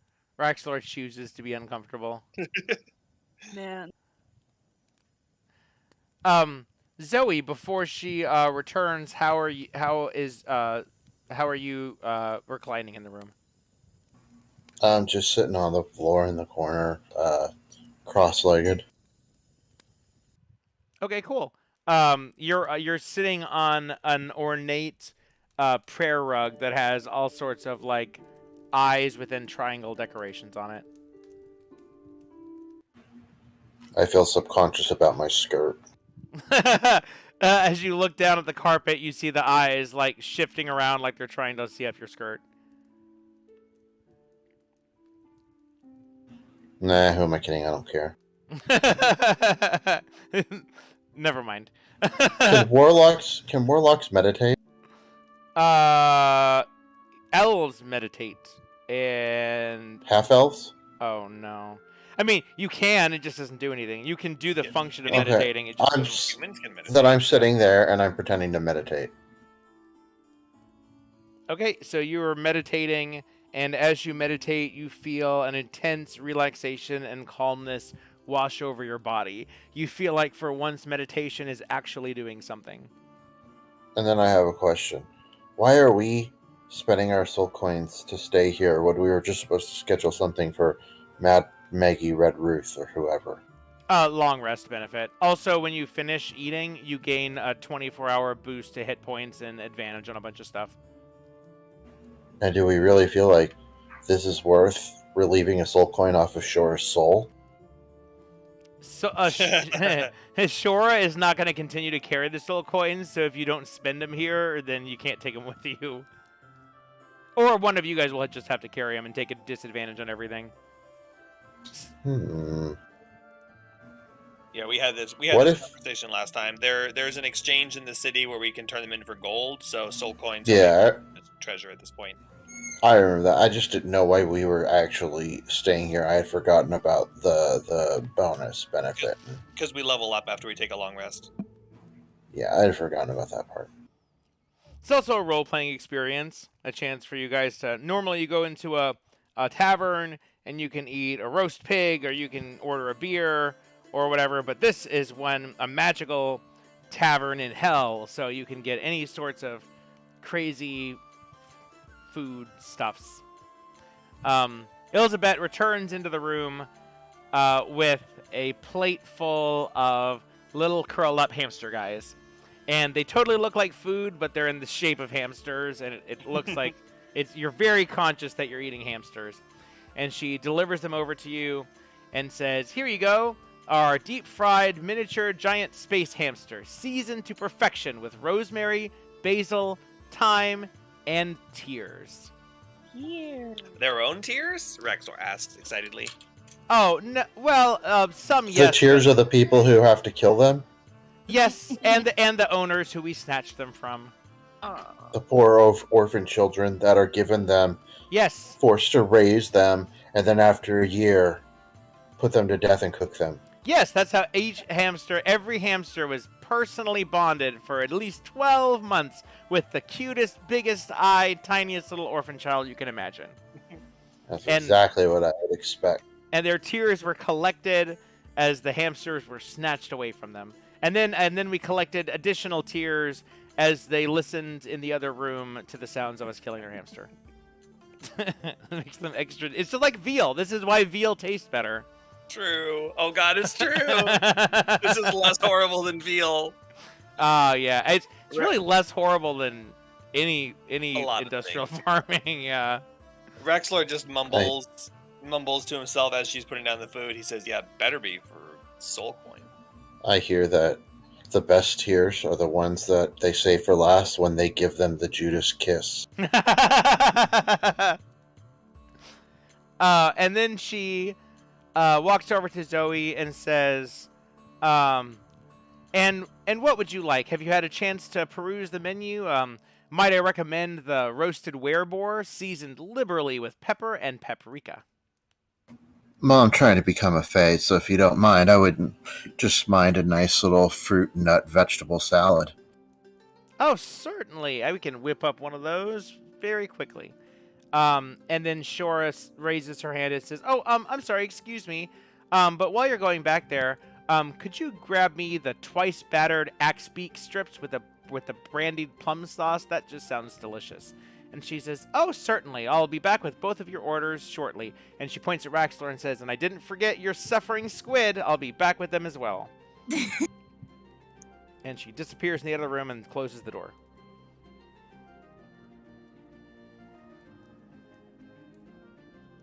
Rexlord picks up his space hamsters and starts eating them. Are there bones in them? Yes, but they're the kind that you can eat like sardines. They just crunch in your mouth. He makes an emphasis to crunch the bones. Oh. Little bits of stuff is squirting out. onto his lips, like Denethor at the feast in Lord of the Rings. I think it's Denethor, the king guy. Oh yeah. Singing to him. He's like munching on the space hamsters, and juices are dripping down his chin and his beard. Man. How is it, Rexor?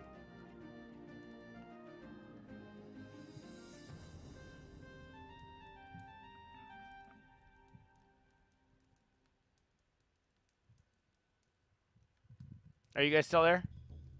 Yes. Okay. I heard you ask Raxlor a question, but I didn't hear anything. All I said Hold on one was. second. Okay. Oh, sure.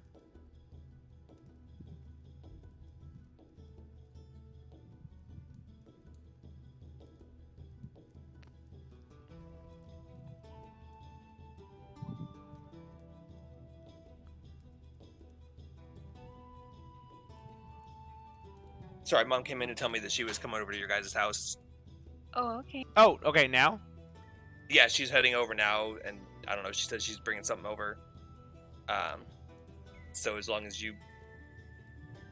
someone's there to let her in. Okay. Someone will be. Noah's here. Sorry, I had my headphones half off, and your microphone was kind of quiet. What did you ask, Rexlor? So how are the hamsters? He says, it tastes like they were just alive today. Wow! I mean, Oh, very my fresh. turkey. My turkeys taste super fresh. Like, fresh off the slicer. You know what would be amazing Hmm? is if they were able to use just a small amount of time travel so they could take the hamsters and teleport them to the future a day and watch them being killed, cooked up, served, and eaten, and then return back to their own time where they then get to walk into that hall to have it happen. Oh my god. Can you imagine how sweet the meat must taste? I wouldn't know. I'm a vegetarian. I just hope that my veggies were grown on the land of and stolen out of the mouths of I don't know. Oh yeah. I'm not really a vegetarian. I'll eat anything. I just feel like a salad today. Rexlor says with a mouthful of hamster because he's not stopping to eat to talk, and he responds to Scree politely in kind, and he says, "How are the potatoes? Can you taste the suffering?" Potatoes aren't suffering, but that Rex- turkey certainly was, and it's delicious. Rexlor chuckles and says, "Potatoes aren't suffering." Sure. I've spoken to the plants. I know what they're capable of. Even our succotash is suffering. Suffering succotash. Suffering succotash. Especially the succotash.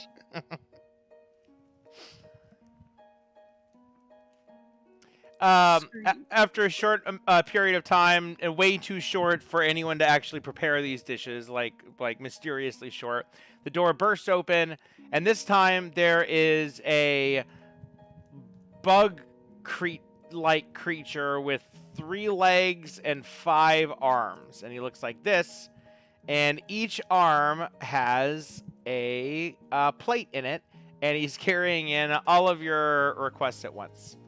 Oh my gosh, wait, we've seen this thing before. Yes, it's a Durgoloth. Durgoloth.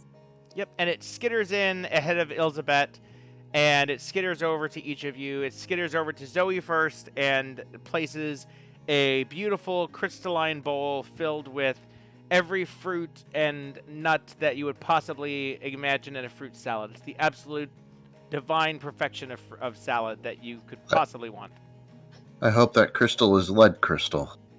Oh, lots of lead. Don't worry. Tons of lead and everything here. Then he skitters over to Shora and deposits her a plate of the battered axe beak strips. They look like chicken strips in barbecue sauce. And Shora starts dipping the strips in the sauce and munching them down. Then he walks over to Raxlor and gives him a plate which has still writhing squid and octopus on it. And one of his free hands pulls a salt shaker from his belt and salts the the creatures, and when it does, the tentacles twitch and curl. And then his other hand is holding up another plate, and Elizabeth said, "I know you hadn't ordered any dessert, but I took the liberty of bringing you a tray of our sweet apple tarts with celestial caramel drizzle. It's divine today, and I just wouldn't feel right about myself if I didn't offer it to you." And she sets that on another silver TV tray and says, "Please help yourself. Take as long as you need. And when you're through eating, you can simply fetch me, or if you need anything else, I'm certainly happy to upcharge if there's any sort of exotic request that you could possibly conceive of. But otherwise, when you're ready to continue, complimentary to your your dining experience is our spa services. So you can think about what you'd like to have rubbed out, and I'll be back whenever you're ready." And she leaves the room, and she claps her hands twice, and the bug guy skitters out of the room along with her. She closes it behind her, and now another song starts playing. What song should be playing now? What song plays in hell? The song that Anything by Hootie and the Blowfish. Okay.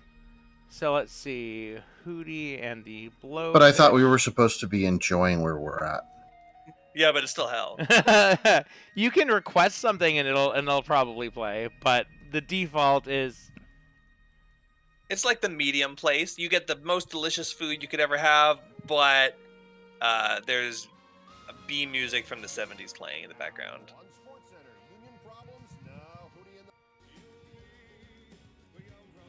No, it's not music. It's a Watchtower and Awake on tape.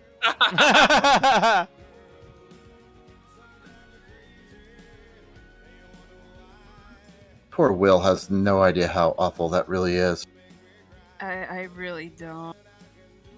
Actually, not poor Will, lucky Will. I only want to be with you. Hootie and the Blowfish? I sent a link. Let's see. Blues Traveler's pretty fucking terrible too. Oh yeah. Blues Traveler. What's that one song?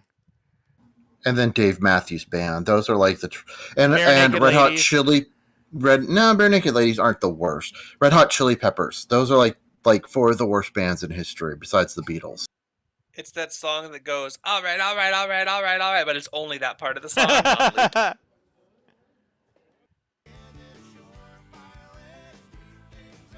Yeah, I have Disney World's Small World Now song is pretty terrible to hear on repeat. That's on the playlist. Okay, I looked up all right, and I got Dazed and Confused Matthew McConaughey. Oh, there's Darius Rucker has a song called All Right. Okay, so that's Darius Rucker's the lead singer of Hootie and the Blowfish. All right. What was it? Outcast? That's what it was. Outcast. All right. There we go. For 10 hours? Is it the 10-hour one? Mine's 30 minutes. I need the... How long is this one?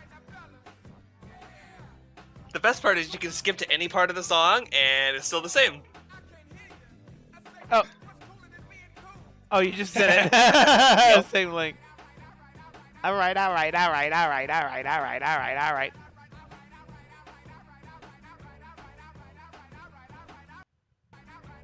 yeah, Like you can just skip 20 minutes in. It's still going. You're waiting for the song to start. You're like, okay, after this one is when it's going to start. Nope. Okay, we got one more line. Okay, nope. Okay.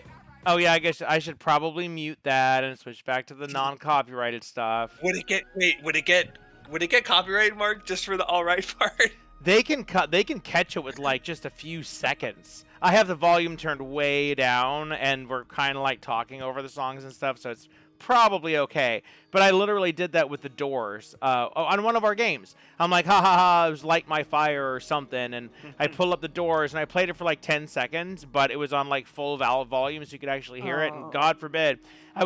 It didn't take down my video, but I had to like mute the 10 seconds that it was there or something, like... Yeah, so if you ever go back and watch old videos, then you might see weird stuff like that. So I try not to. Stupid YouTube. Anyway, okay, and so you guys take all the time that you want, and you gain the benefit of Hero's Feast. So I'm going to tell you guys what that is now. We Hooray. get to put it in our new character sheet. Yay! Yay, new character sheet. This is normally a 6th level conjuration spell, so you'd have to be at least level 12 to cast it, and only clerics and druids.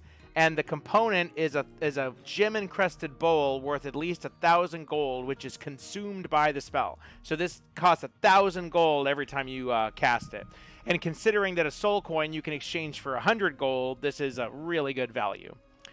I was about to say, or soul coins are really bad value. Yeah, well, they are when you have easy access to an exchange. Which you will, because even though the Wandering Emporium wanders, you have a magical coin now that you can toss on the ground, and it'll lead you to it wherever it is. Yeah, Rextor has that, by the way. Okay, cool. I'm carrying it. I cast Mage Hand. I'm kidding. So, you spend an hour in total consuming your feast, and when you're totally done, here are the benefits that you gain. You're cured of all diseases and poisons, which I don't think you have any, but you are cured. You are now immune to poison for the next 24 hours. You are also immune to being frightened. And you make all wisdom saving throws with advantage. Nice. So just make a note. I don't have a spot on there for Hero's Feast, but what I would probably do is put it under features and say Hero's Feast 24 hours and then list the benefits. So immune to poison, immune to frightened, advantage to wisdom saving throws. I am not tracking that, so that is for you guys. Oh, Where you know would what? you say you would put it Oh, again? no, What actually, did you say? Let me tell you where I put it. I'd put it under condition, actually. So right under your hit points, there's condition and then temporary hit points. In condition, I would put IMM poise / fright plus ADV whiz sav. Or you could just type Hero's Feast. or just type in Hero's I did a Feast. note. Or yeah, that's what you do. I do a note. So really, you should put Hero's Feast, and then make a note that says the things that you get. You also get maximum hit point increase by an amount, which is not. Let's just do temporary hit points. Yeah, that's probably Because a good way to do it. we can manage it the same way. No one has anything that gives temporary hit points, so there's not going to be a conflict. So under temporary hit points, go ahead and put in a value. So each of you roll 2d10. And whatever value you get is the number of temporary hit points that you have. And that will clear out after 24 hours, but until then, you have 9 that. total. 8.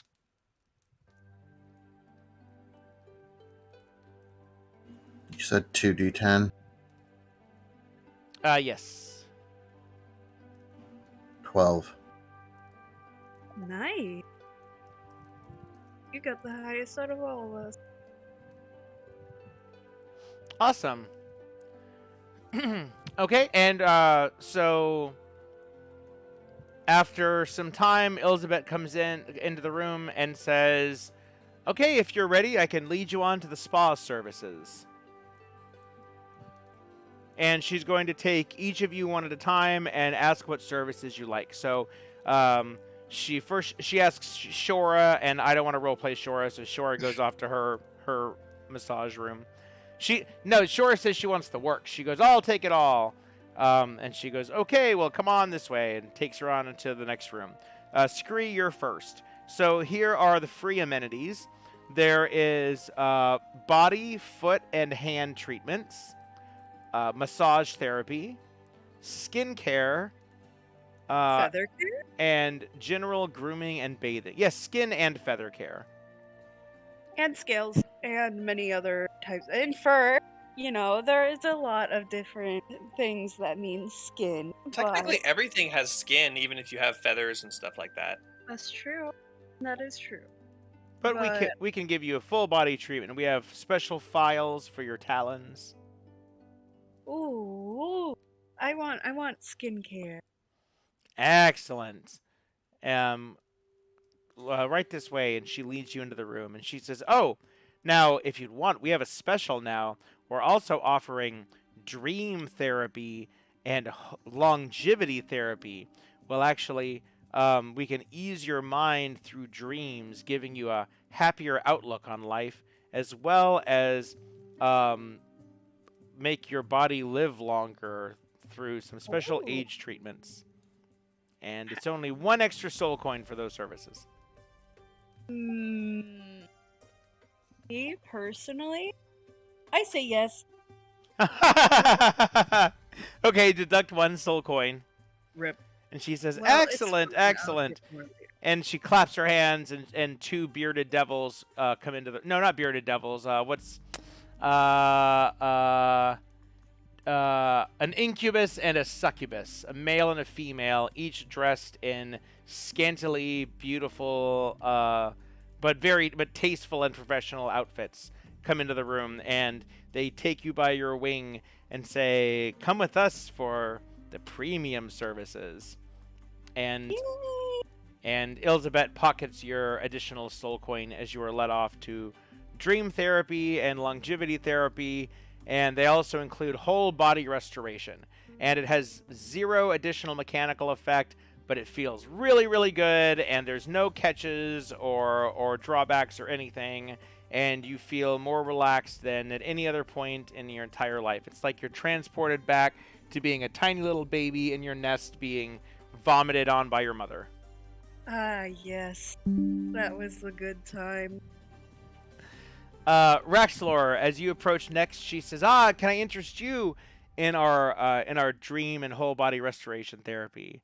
Was this all in the same room, or did she take Scree back into the back room while that was happening? She opened the door and she entered, and she motioned for you guys to leave the room and go to the next one. And Shora went first, and then Scree. Okay, so she enters the room and... Yep, she's standing in the room looking at you, and she holds out her hand and says, "Shall I take you to your next pleasure room?" He says, yes, this one was very pleasurable indeed. I hope the spa services can match up to it, to your food quality." She says, "Certainly, our massage therapy is totally free and included. However, we have a special on dream therapy and whole body restoration for only 1 additional soul coin." Oh, no, thank you. We're trying to save our soul coins, so I think I'm gonna pass on that. She says, "Oh, yes, I understand. Yes, very frugal. Well, I'll tell you this, though. For that same soul coin, we'll also throw in full body release," and she winks her eye at you. He says, "Nope, took care of that this morning. Just the basics." She goes, "Okay, have it your way." And you are led on to an excellent experience of massage therapy, hand, foot, and body treatments, skincare. Your beard is brushed and combed. All the little buggies are picked out of your beard and placed Take them back in. Buggies. Yeah, What? yeah, go ahead. Oh, I was gonna go ahead and say what they. Oh, they're placed into a small clear plastic terrarium and given to you as a souvenir. Okay, I put them back in my beard afterwards. Oh yeah. Yeah, they Do clean get your bugs. baths too? Yeah, your Yeah. bugs also get manicures. They're picking them out of your beard, and you're like, "Wait, no, don't hurt my buggies." And they go, "Hurt them? Certainly not. They're included as well." And they have tiny little chairs with tiny little things of salt water that their little tiny buggy feet are in. And they're given tiny little magazines like Glamour and Good Housekeeping. And tiny little cucumbers on their multiple eyes, compound eyes. Yep. Perfect. All right, and Zoe, would you like to step to the next room and experience our complimentary, excellent massage services?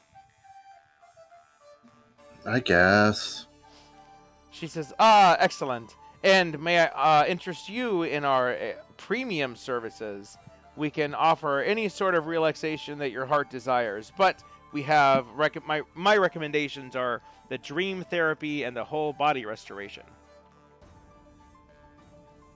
Complimentary? Yeah, sure. Well, the dream therapy will cost you 1 additional soul coin.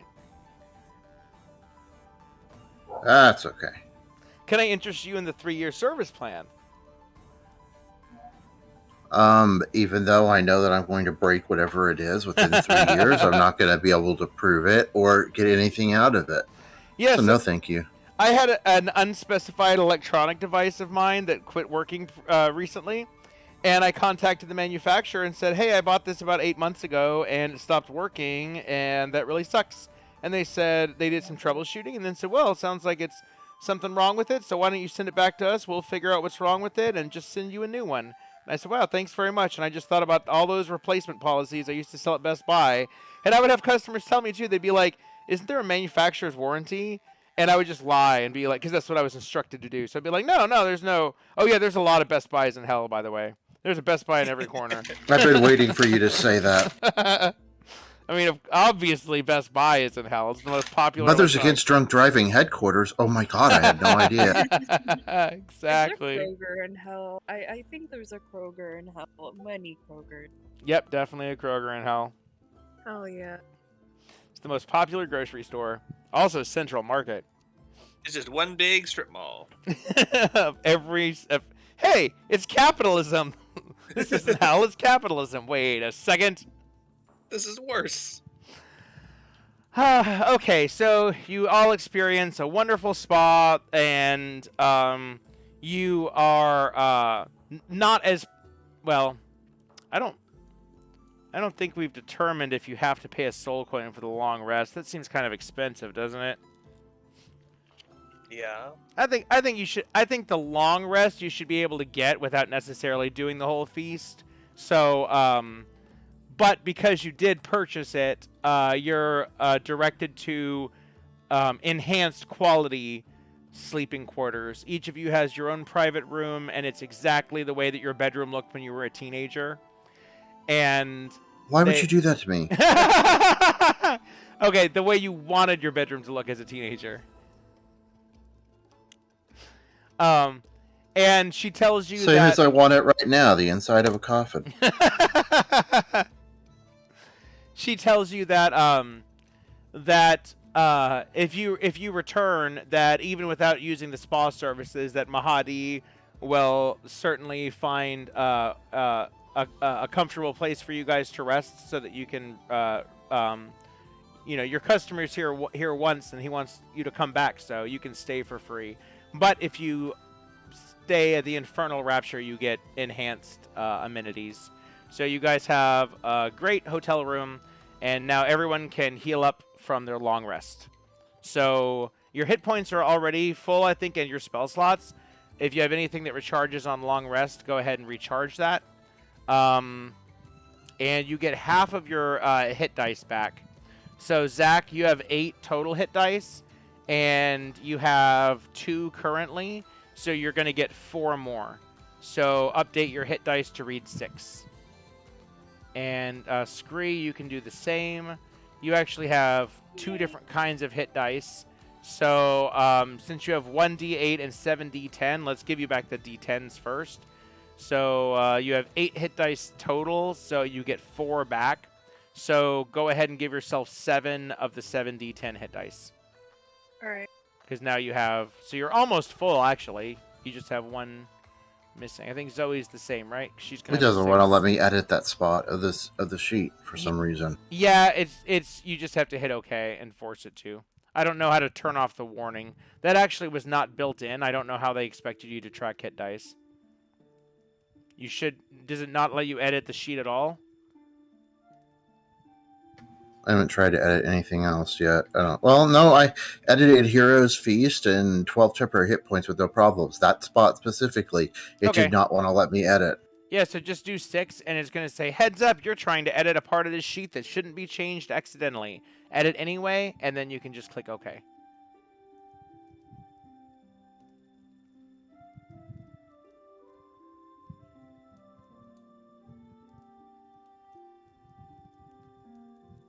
Did it work? Oh, well, yeah, I already did that. I was just bitching about it, not wanting to let me. I don't see, your sheet still shows 2 hit dice. That's because that's your sheet. I'm working off my copy. Oh, could you send me a link to your copy, please?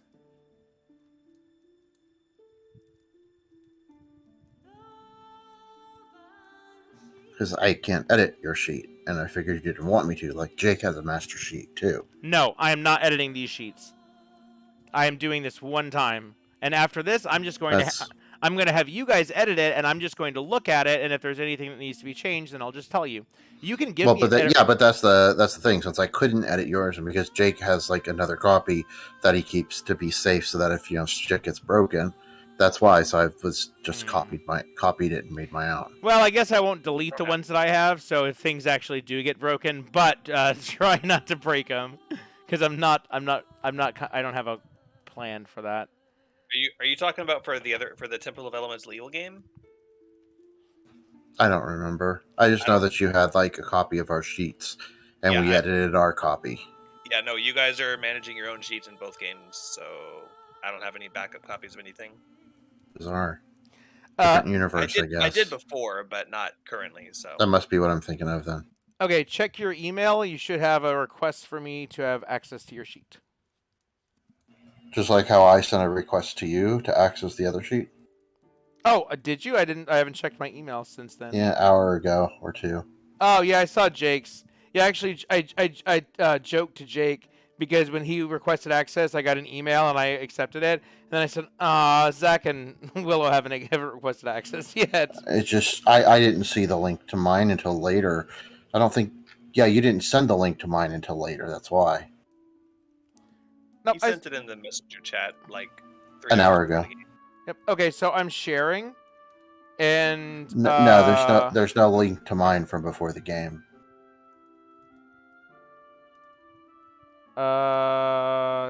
Taffy Dragon shared it with me. That's me.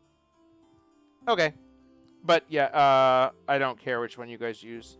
Just make sure you use the same one. Oh, let me know when you've granted me access so I can open it.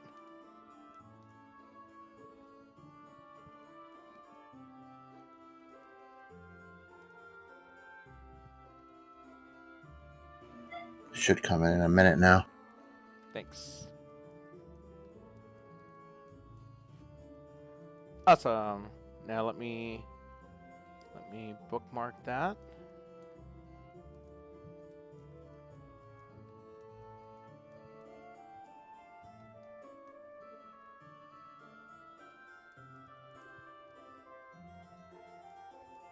Awesome. Cool.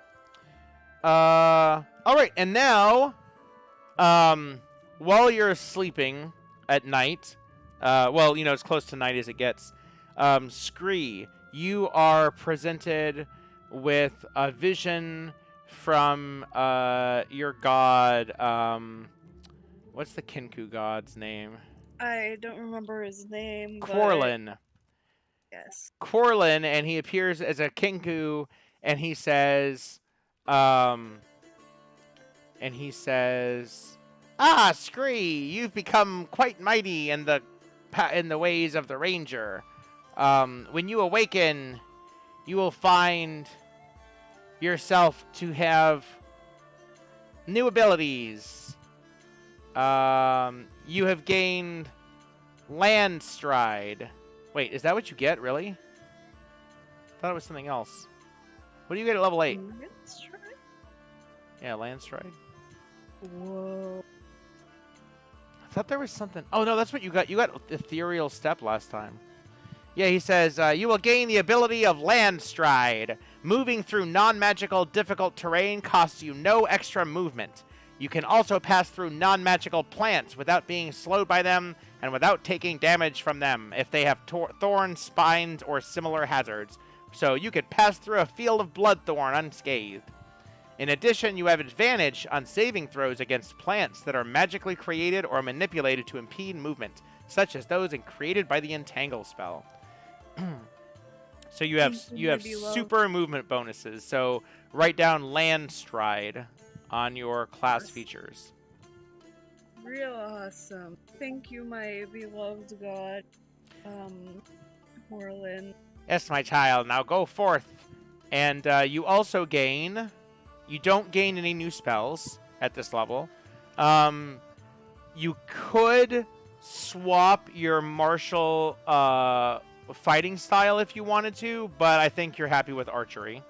And then you gain either an ability score improvement or a feat. And I think you want the sharpshooter feat, right? Yep. So in addition, you have gained the feat of sharpshooter, which allows you to take a -5 penalty on your attack roll to gain a +10 to damage. And finally, you gain additional hit points. So your maximum hit points increase. So roll 1d10 and tell me what the number is. And you're going to add your Constitution modifier. And you're rolling a d10 because you're a ranger. So that means the average is 5. So if you get a 5 or higher, then that's your HP. Otherwise, I'm going to default you to 5. I got 8 plus 2. Awesome. So here's what I want you to do, okay? On your sheet, look at where your max hit points are, and they say 65. Do you see them? Yep. Over to the right, you see a bunch of grayed out numbers, and at the top it says HP. Do you see that? That's where you put your rolls. So here's what I want you to do. At the very bottom, below the 3, go ahead and enter that number that you rolled. The one on the die, not including your con modifier.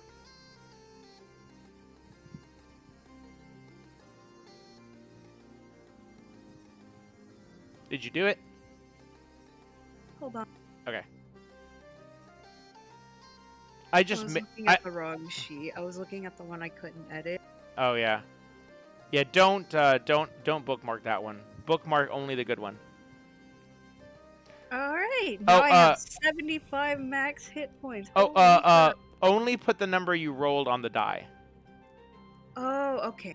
I'll show you why. Oh. Okay, so you rolled an 8, so Yes. that puts you at 73, but you have a +2 Constitution. That's calculated automatically in your level. So now go Okay. up to the top and see where it says level 8. You're not going to change that. You're actually going to update the experience. So you see where it says 34,000 experience? Yes. Input 48,000 into that box. And that will level you up.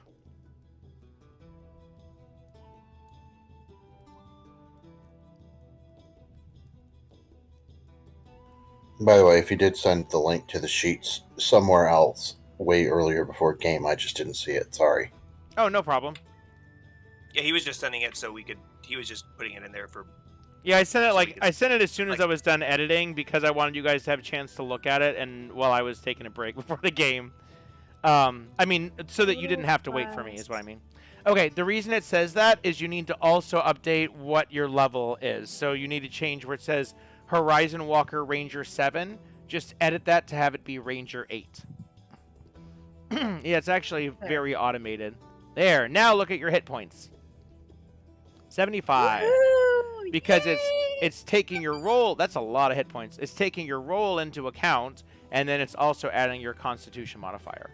And I So don't. awesome. Nothing else is changing on here now, but when you level up like that, it will actually update if you get like new spell slots or whatever. It'll update them. So, all right. So Scree is now leveled up. Da da da. Yay! Raxlor, if you haven't already, go ahead and level yourself up. Oh, but wait. Since it's so sad for you because you just do it all on your own, so it's like less fanfare, go ahead and roll your D8 and see how many hit points you get.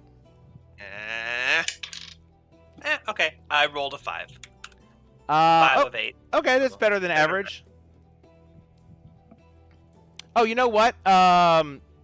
Send me Raxlor's link again. Wait, did you send it to my Facebook? I sent it to Facebook. I think it was in the direct message. Can you just send it to the Discord? Yeah.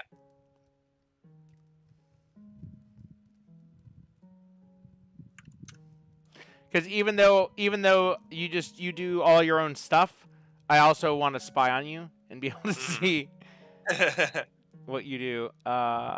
Favorite? Erect floor.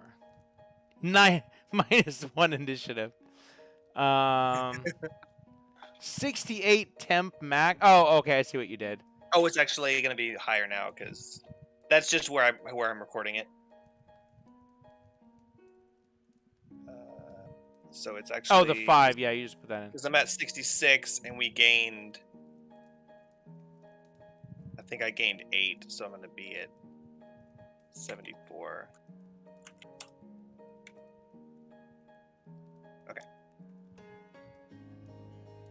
Oh, okay. Your max is 66, and then your temp max is 74. Yeah. Cool. How long is this during? Are we sleeping? How long is our rest? 8 hours. 8 hours. So we've only got 16 hours of hero feast left. Yeah. That's the whole adventuring day. Yeah. Oh, you know what? I just realized Ashora is gonna level up too. What does she get? Oh, ability score improvement. Okay. I'm not doing feats for her, but I will. I don't think I would not ask you to. I will level her up. So she's now level 9, and she gets ability score improvement. So she has 16 dexterity. So I want to put her at 18, and she gets a +4. Did you guys have any particular preference on putting it somewhere else? What's her int? Int is +0. It's 11. Really? Oh, well, How's I she should roll? say she didn't roll. Wait, I don't remember how I got her stats. Okay, but she has 11 strength, 11 int, 13 whiz, 11 charisma. Those are her unevens, and then she's got 12 con, 16 dex. Well, she's not a. We specifically chose her class as for a Knowledge person. for our knowledge thing. I thought she had a higher int. I would vote to increase her int. I'm not gonna go looking for feats. I'm not managing another character with a feat, You even though there's could- some really cool feats. Nah, for a sidekick, I don't think they Yeah, technically no. qualify for feats. Hey, No. you could do 1 int and 1 whiz, and they'll both go up 1. Okay, her whiz is odd too. I missed that. What's her wisdom right now? 13. She's got a +1. I would say because she helps in fights, but really she's there so we can help. We can ask her questions Mhm. and have her like do things. I vote +1 whiz and int. What do you guys say? Sounds great, man. 16 is already pretty good for her dexterity. Yeah. All right, her nature. She's now at a +5 nature, +6 perception, +6 survival. These are all going up by 1. +6 history. 4 history. Sorry, not everything's 6. 4 arcana. 7 religion. Wow. Oh, she's proficient. And then her dex stuff stays the same.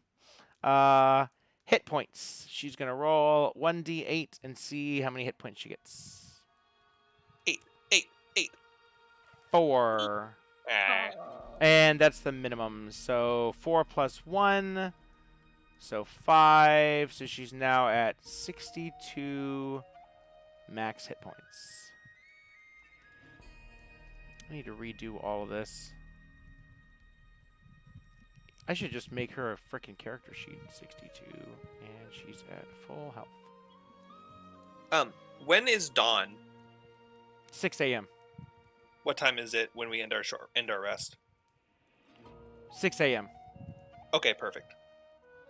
And The magic items that I have recharge at dawn, not long rest. So yeah. I was just making sure that lines up relatively well. Oh, well, actually, here, let me help you out, too. I had Heroes Feast at 6 o'clock. Let me put it at 9 o'clock, just to kind of give you... So you have until 9 o'clock this evening. So it's 6 a.m., and you have all the way until 9 o'clock in the evening while your benefits are up. And so now it is morning, and on Eliasis the 22nd. Okay, and you guys wake up feeling very refreshed, and you stretch in your beds, and you walk outside of the door and to your room, and you close the door behind you, and as you look behind, and as the door closes, it disappears entirely from view. and you're all standing back in the lobby of the Infernal Rapture, and Mahadi greets you and says, hello, my patrons. I hope you all enjoy your rest. Before you leave, can I interest you in any exotic services for additional soul coins? Nope, I'm good. I'm pretty sure the rest of my party is good too. Okay. Rexlor Yep, thumbs up I'm doing it. He says, thank you very much. By the way, next time that we stay here, if you guys stay here again to get the bonus, it's just going to be dun, dun, dun, dun, dun. But now you know what the Infernal Rapture is like, and if you have any desire to roleplay any particular parts of it, then you can do that. But I think once is probably enough. You can still use it mechanically and spend the soul coin, but there's a lot of detail in the book, but it doesn't really walk me through it, so probably not going to do it over and over again. And he says, thank you very much for your patronage. And he says, if you need me, I'll be around. I'll be watching you as I watch all of my patrons at the Wandering Emporium, in case you need anything. But also, if you seek me, you can find me at my tent at the center of the Emporium. And I bid you good day. And then he leaves the tent. And Shore says, wow, that was the first pleasant experience I've had since we got dragged down into hell. Well, glad you enjoyed it, Shora. Yeah, when we save our city and get back to the material plane, since this place wanders the plains, I want to try to visit it up there when we're not surrounded by such hellish things. That would be lovely. Wow, since you're doing so well, I guess you can continue to carry our soul coins. She goes, yeah, now that you mention it, I'm feeling pretty disadvantaged at everything, so I'll carry them while we're in here, but if you still have extra soul coins when we go to leave, I'm going to have to give them back to you guys. Rexlor says, oh, that's fine. We're quite a bit lighter already. I think I can take the burden on, for at least for now, if you're feeling too much stress. She says, oh yeah, but I think I'm at least good until we leave. I just don't want to feel like this when we're out there fighting. I'd feel a little too uncomfortable, so I'll hold them for now, but once we leave this place, I'm going to have to give them to you. Yeah, we'll see about having some of our friends split them up. I'm sure Jibs and Jibs. I wonder if and there's a place where we can buy an orphan. We do have that orphan guy. AFK, the kid. You guys can keep talking. AFK, just a sec. Let's make I don't want him to take him though. Let's make the orphan kid carry him. We don't care about him suffering. Strap him to his back or something. Put him in a bag and tie it around his neck, so he can't take it off. Let's do that. Let's do that. How about that? What do you guys think? Technically, if we tie them to the bottom of someone's shoes, they're not carrying them. Oh, we also exactly. I don't think we ever made a appointment for Red Ruth. We probably need to do that before we leave. Oh yeah, definitely. Wait, you sure we didn't? We haven't spent a coin for it. The only coin we spent was for driving here. Got it. So let's see. And I'm counting up all our coins, and I say, okay, well, I have 1 coin. Scree has 2 coins. I don't have any coins anymore. I spent them. What? Well, actually, we spent 1 from our stash, so you still had 1 left. Yeah. You didn't need to actually spend 1 of yours because we took 1 from Shora's stash, so you only spent 1. So you have 1 left. But Raxlor is about to find that out. How many do you have on you, Zach?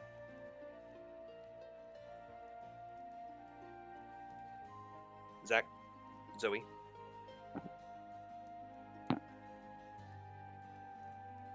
Hello? Zoe. He might be AFK as long as you can hear me, as long as my computer's not broken. Hear you. But yeah, Raxlor is about to find out that you spent a soul coin. He's gonna be mad. I don't really care because it's just gold, but he's gonna be like, we're trying to save those. We need them for things. Also, we do have to spend 1 to get back. I think we're gonna be good because we had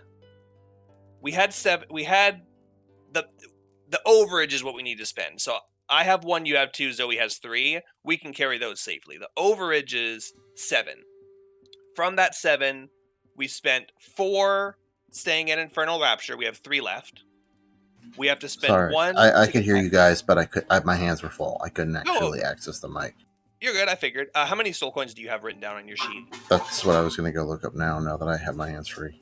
Okay. So just discussing the overage still. We spent 4 to rest here. We had 3 remaining. We're going to have to spend 1 to get wherever we're going anyway, so that's 2 remaining. And then I think both of you bought the services, didn't you?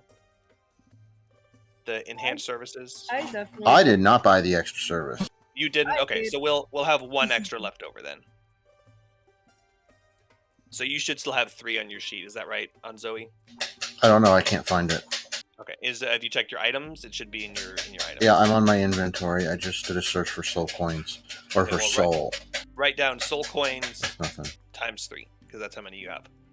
That's what I thought, but I couldn't find it. No problem. So we had 7.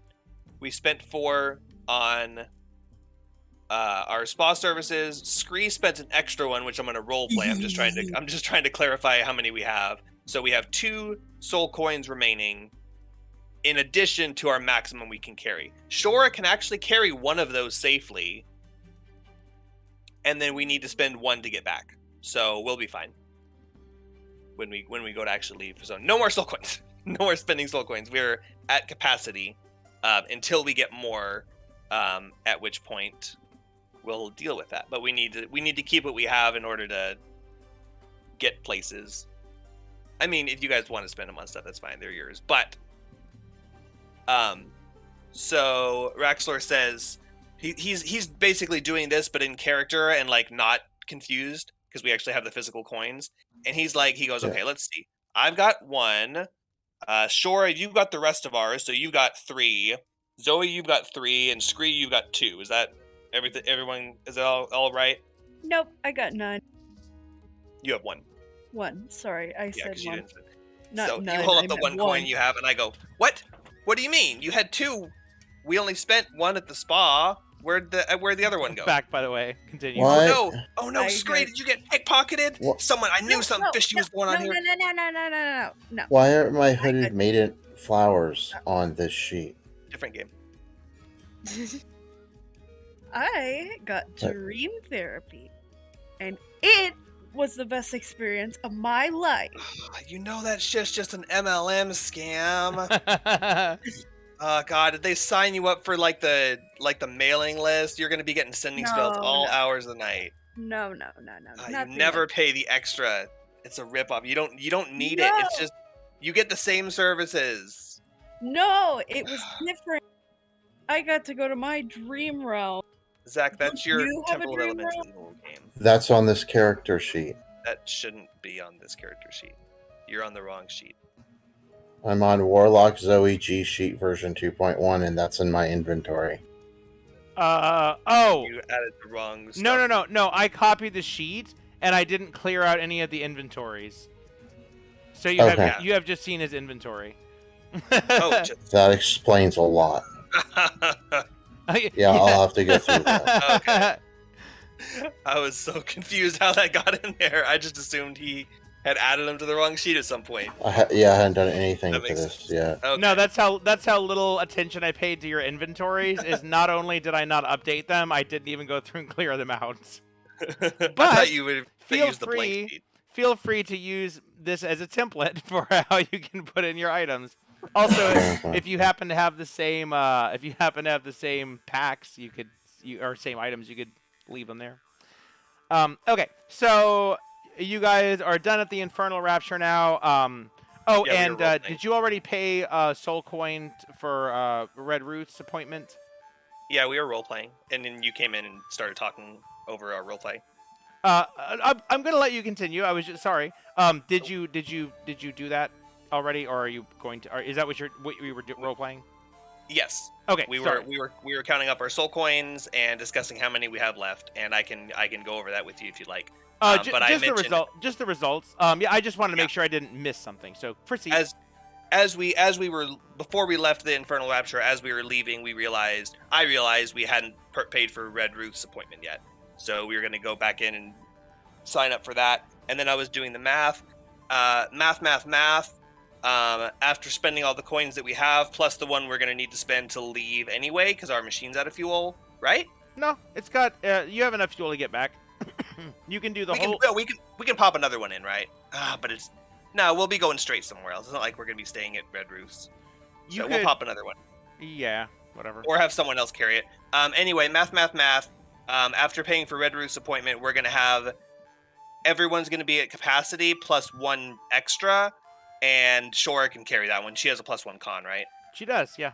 Okay, so she can carry the one. Yep. And then we'll have one extra, which I was going to say use as fuel, but if we don't need to use it as fuel, we'll have Dareth carry it for now. Okay, so Raxlor has 1, Scree has 2, Zoe has 3, Shora has 1. Is that right? After we pay for Red Roof's appointment and after we get back to the vehicle, yes. Currently, Shora has 3. 1 for the vehicle. Well, I'm gonna put her at 2. So you go in, make the appointment for Red Ruth, and now she's at 2. And then she will subtract 1 more to put in the vehicle. It's not it can stack. It doesn't reset. So if you add another so right now yeah, but we don't want to have it idling. Yeah. We don't want to have it idling with a soul coin in it because it's by time. So it's like if she says, "Oh, stay with me a while, dearie," I'm like, "We got a soul coin burning." So we'd ideally like to only keep 1 in at a time. You know, I wish they kind of fleshed out those mechanics a little bit better. Yeah. So I'm just gonna. You still have to spend them, but I'm not gonna stress over it too much. It's just gonna kind of be like, one lasts for. Wait, is it 1 day? Wait. How long does 1 soul coin last? 3 days. 3 days. If it's 3 days, you don't have to use 1 to get back. It only took 6 hours to get here. Yeah. Either way, it was. I knew it wasn't a full day, but I didn't remember how long they took. I just know we've been traveling a lot. It was about 6 hours to get here, so you still have. So yeah, we have 1 extra. We'll just have Dareth carry it then. Whatever. You can still put it in. It's really there's no way to take the keys, right? Like technically, it's either powered on and it's just sitting there letting anyone take it. Wasn't there a thing that someone had that they said you could put it in that makes it so no one can drive it? We might have homebrewed something. We might have said there was a thing. I don't know. I thought I remember asking someone. I said, "Oh, that's what we need," but that might have been homebrew. I don't know. Yeah, the mechanics are pretty weird when it comes to that. You put in a soul coin, and you use a bonus action to turn it on and off. Like it doesn't. Yeah, it's weird. Okay. So so you go in and you make the appointment, and they hand you a slip to confirm and prove that you have the appointment, and so you can bring that to Red Ruth. And now you can proceed. There's other locations you can roleplay, or if you want to ask me for a summary of places to go or things you haven't done, let me know. Nope, was just waiting for control. Go for it. For the cutscene to end. Raxlor is still chewing out Scree for spending coins without consulting the party, but he says, but I understand. We've been down here for a long time, and I know that the agony and misery can weigh on your soul really heavily." And he looks over at Shora with a sad look, and then looks away, and then says, "So I can forgive you for splurging a little bit on your comfort.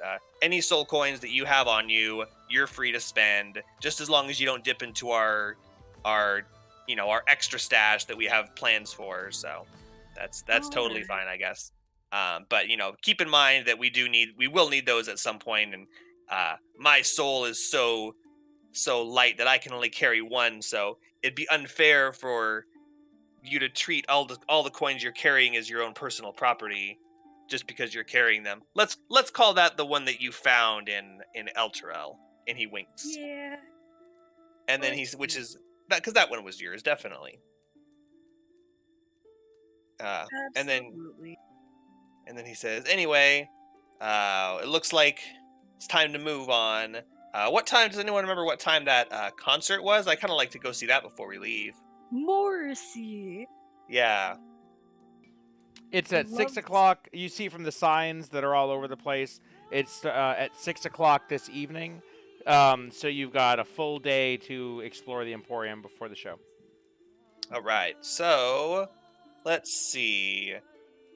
we've already been to the doctor, but that was kind of creepy. I kind of like to go back and see what the heck is going on there. I think we need to have a plan of one of us is going to stay outside. I think what happened is we all probably talked amongst each other, decided we were going to go in together. We went in, and then our memory got wiped. So one of us needs to plan to stay out and not go in at all. And then see what happens. But let's not do that right now unless you guys want to. We're all feeling pretty healthy after that. So let's see. We can either go to... We don't need to go to the soul coin exchange. We have two. If anything, I think we have the perfect number of soul coins. Do you guys want to go talk to Mei Fun at Fai Chen's fantastical fair and see what's going on with that? Yeah. He seems to be a pretty important dude, and I'd like to find out where he's at, what's going on with him. Oh, be right back, real quick. Okay.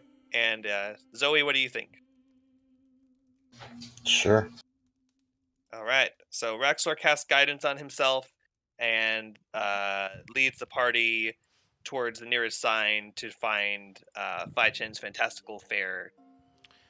Okay, you find it without too much difficulty, and when you arrive there, you see, like a sort of counter space with a sign over it that says Fai Chen's Fantastical Fair, and it's decorated ornately. And then a big spot where you would expect to see his wagon is totally empty, and there's wagon ruts leading off.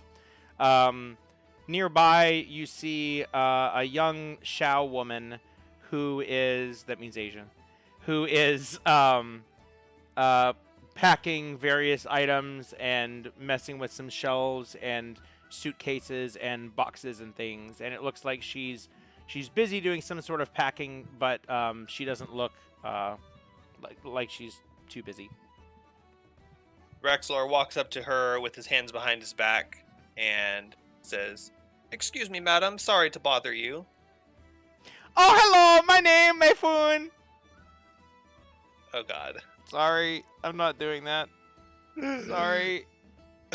Against my better judgment. She says, "Oh, hello. Can I help you?" He says, "If you came for the wagon, I'm sorry. The master has already departed." He looks a little disappointed that she's talking normal. He's had this fantastical idea of what humans speak like, because he hasn't seen a human in ages, from the material plane anyway, except for the ones in Elturel. They don't count. Humans, normal humans. And he says, yes, I mean, we were looking for your brother, is it? I think it was. Oh, my cousin, Fai Chen. Yes, he is my cousin. Yeah, cousin. Sorry, yeah, we were looking for him, but Mahadi told us that you were running the cart in his absence. Is that true, or a smaller version of it? Oh yes. I just have normal sorts of wares for sale. No special magic items. I'm kind of closing up my shop, but I don't mind helping you out if you need some supplies. I'll be leaving soon to join my cousin. Oh my god. I don't know where my notes are for this. I mean, I do. I'm staring at them, but I've just got so much information, so I feel like I'm going to leave something out. So she says that she's staying to see the concert tonight, and she's planning to leave to meet up with him after that. God, he went off somewhere for some reason. But that's she doesn't have. She does. We can have just a conversation, and you can say she doesn't volunteer. She doesn't volunteer that yet. Anyway, you don't have to throw a bunch of stuff at me. I need to know it even if I'm not saying it, so that's why it sounds. Yeah. I'm kind of reading and scribbling my notes while we're talking. If you reply something and then I reply back, we can kind of go back and forth with a longer pause while you read the stuff, and then you can say a reply. You don't have to have it all ready up front, but I know you have to reference it. But so she says that she's staying here for the night. She's staying here to see the concert and then going to join him. And I say, Oh, you're going to join him. Is he nearby, or is he? Are you guys like leaving permanently? What's the deal there? Oh, well, leaving permanently. Yes, I would say not forever, but for now. My cousin has been imprisoned here, working off a debt to Mahadi for quite a while, and he just recently paid it off. So now he's free to leave, and so he's traveling off to his next location. Oh wow, that's a great. Oh god, I say this to people all the time when they pay off their loans. Wow, congratulations on paying off that loan. Well, if you ever need any other blood debt, feel free to come back to us. We're more than happy to have your business. Um. Oh wow, that's great. I mean, yeah. I mean, being in debt is horrible, but that's really cool that he was able to finally pay that off. Usually, when you get in a situation like that, it's permanent debt, and they keep wrenching you back in. They charge you for everything, and you never end up paying anything but principal, but interest. So that's really cool. But I guess there wasn't any ill blood or anything between Fai Chen and Mahadi, was there? It was just a debtor relationship.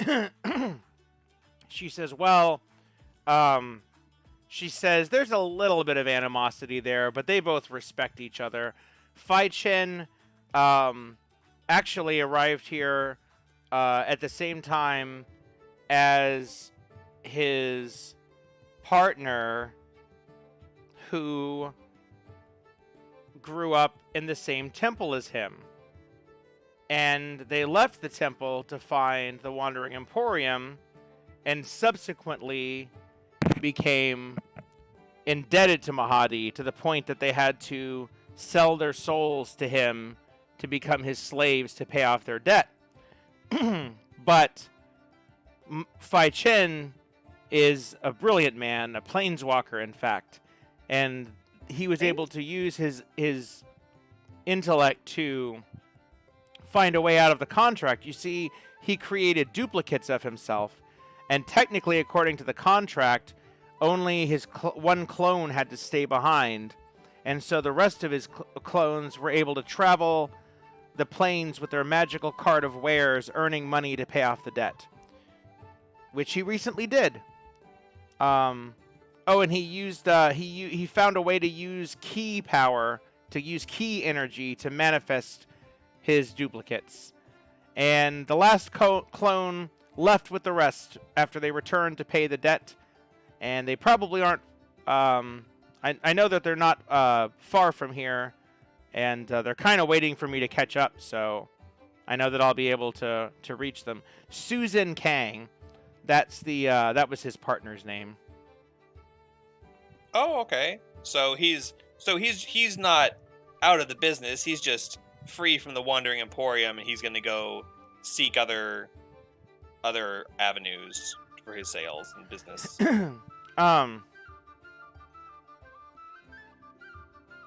Yes, he told me that when he left here, he's leaving to meet a wizard named Zymor. Oh, I love wizards. Is this a but it doesn't sound like any wizard I've ever heard of. Does he live here in Avernus? Sorry, I don't really know much about him. I just know that Fai Chen mentioned that that's who he's going to see, so I'm going to catch up with him, see if he's found Zymor yet, or wherever he's going. I'm going to be traveling with him. Oh, okay. Well, do you think, because we have some business to deal with Fai Chen. We have some information that might be useful to him. We think he might have some information that's useful to us. And of course, in addition, we'd like to perhaps try and barter with him one last time before he leaves the region for magical items and the sort. Do you think it would be okay if we tag along with you when you go meet him? She says, well, I suppose it would be safer to walk the plains of Avernus with others. But I'm not sure. I need to be leaving pretty quickly because Since he's also traveling on foot, I'll have to move pretty quick to catch up with him, and I really wasn't looking forward to the hustle that I'm going to have to do.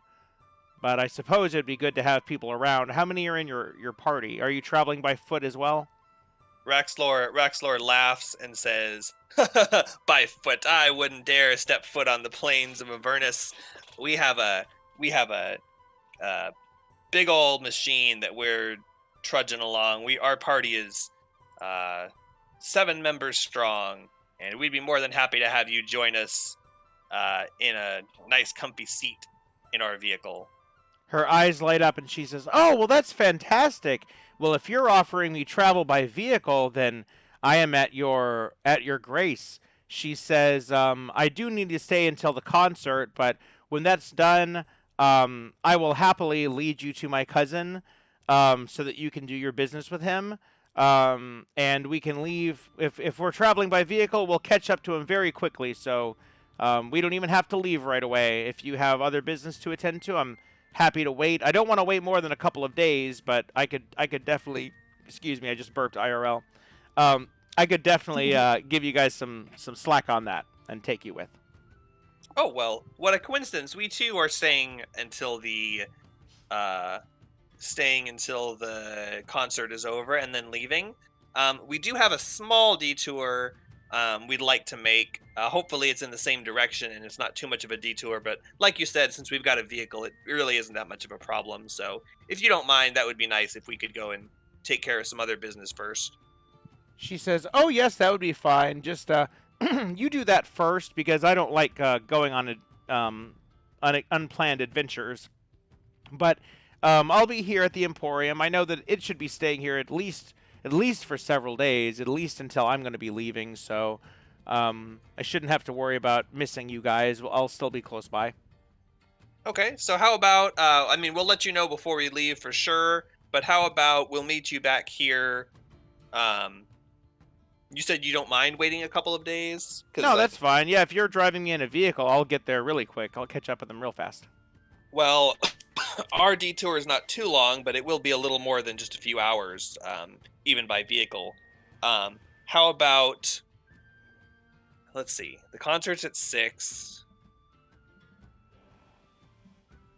What happens if we leave if we leave for Red Roots at 6 after the concert, or at 7 or 8 or whatever? That's probably not a good time to it's not nighttime, right? There's no such thing as nighttime. Does that matter? Nope. I mean, not for that, no. Will we have to crap, I'm trying to do the math. Would we have to sleep at Red Roots if we do that? You said 6 hours about? Yeah, it's 6 hours. So if you did the concert, it starts at 6.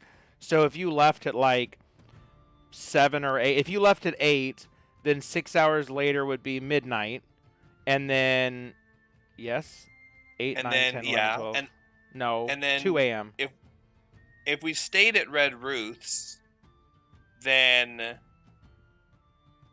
if she lets us, well, I guess worst case we camp somewhere, and then we come back, and then it's 6 hours back. So I would tell her, I would say, we'll meet you back here at noon tomorrow, and if we're not here by 6 tomorrow, then you can leave without us, just in case something holds us up. I wouldn't want to keep you waiting if we get caught up. She says, "Oh, well, that's fine. I'll just plan to stay an extra day. So how about this? You can have all day tomorrow, and if you don't show up tomorrow, I'll sleep here, and then the next day I'll leave without you." Okay, sounds good to me, but we'll come back here as soon as possible after our errand and come and find you, and we'll go travel together. Okay, that sounds good. No hard feelings if you can't. If you don't show up in 2 days, then I'll just go ahead and head out and assume that you found other means. But if you do come back, I'm happy to take you to my cousin. Sounds good. Yeah, same. No hard feelings if you have to leave. I understand. You can't necessarily sit here waiting the whole time. Sounds good. Is there any sort of supplies that you needed while you're here? I don't have a lot, but I have incense, I have holy water, I have some chalk. Does anyone need anything? I'm looking at mine. I don't think I need anything. There was stuff that I was asking for before, but I forgot what it was. I thought you asked for incense. Same. I did too, but I think I got that already. the Wandering Emporium in general is like a city, so this is a stock up for anything. So if there's anything that you wish you had that you don't, you could definitely get it here from somewhere. Mayfoon is going to be like the magic item, sort of. An enchanted musical instrument. Not any magic items. Fai Chen has those, and he's not here at the moment. But you could get any sort of mundane items, or you could get items that are used for magic purposes, like spell focuses or components, things like that. Let me take a quick look, because I could have sworn there was a spell. I've got my diamonds. Deathward doesn't take anything? Oh yeah, which one takes... Something takes diamond dust. Do you sell diamond dust? Sure. Could I purchase 100 gold worth of diamond dust from you? Oh shit! I never did Zach's level up. You didn't? No, I just totally skipped over it. Oh shit! I was wondering why that went so quick. I didn't deserve it either. This is definitely your sheet, the new bookmark. Yeah, I just totally got distracted and I was going to do his last, and then I did. Oh, because I was about to do him, and then I went, oh shit, I have to level up Shora too. Okay, okay, fine, let me go do that. And then when I finished leveling up Shora, I'm like, wasn't there something I was just doing? Oh well. I think that's when Mom got here and told me to and I had to AFK for a second. Maybe. Anyway, okay. I'm going to pause the conversation while you can think. You go ahead and think if there's anything you want to buy, and I'm going to do Zach's level up. Okay, Zach, can you start by updating your experience, and then update your Warlock so it says Warlock 8, and you should put the subclass in there, even though I don't even know if it adds anything. So instead of Warlock, change it so it says Archfey Warlock. So it should say Archfey Warlock 8. Yeah, it doesn't add anything. It doesn't add anything, but it is important too, because it says it could possibly do the wrong one. So you wouldn't want it to like add Hexblade stuff, because it just assumes because you didn't put it there. So it's still good to add it. For the experience, just change it to 48,000. And yeah, I got it there. Levels you up. Yeah, it's actually kind of cool how it works. Kind of makes me want to track experience. Okay, now go ahead and roll 1d8 for your max hit points.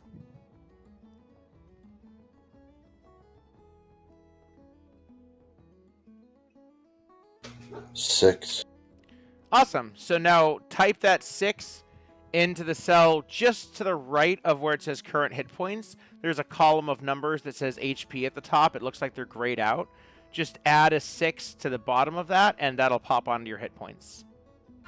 I could not quite hear all of that. The dogs were barking. Sure. It's cell AC19. No, I know. What am I supposed to be doing with it? Input your dice roll. Just the dice, not plus your constitution. So just put the 6.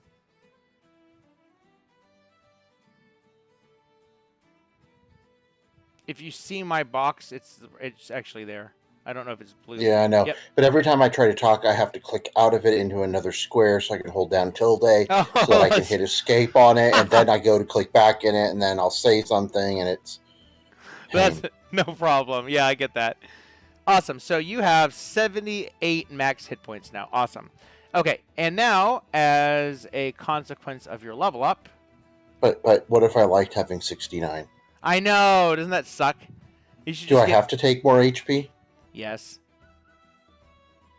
And you can update your current hit points to 78 as well. Okay. 5E Warlock.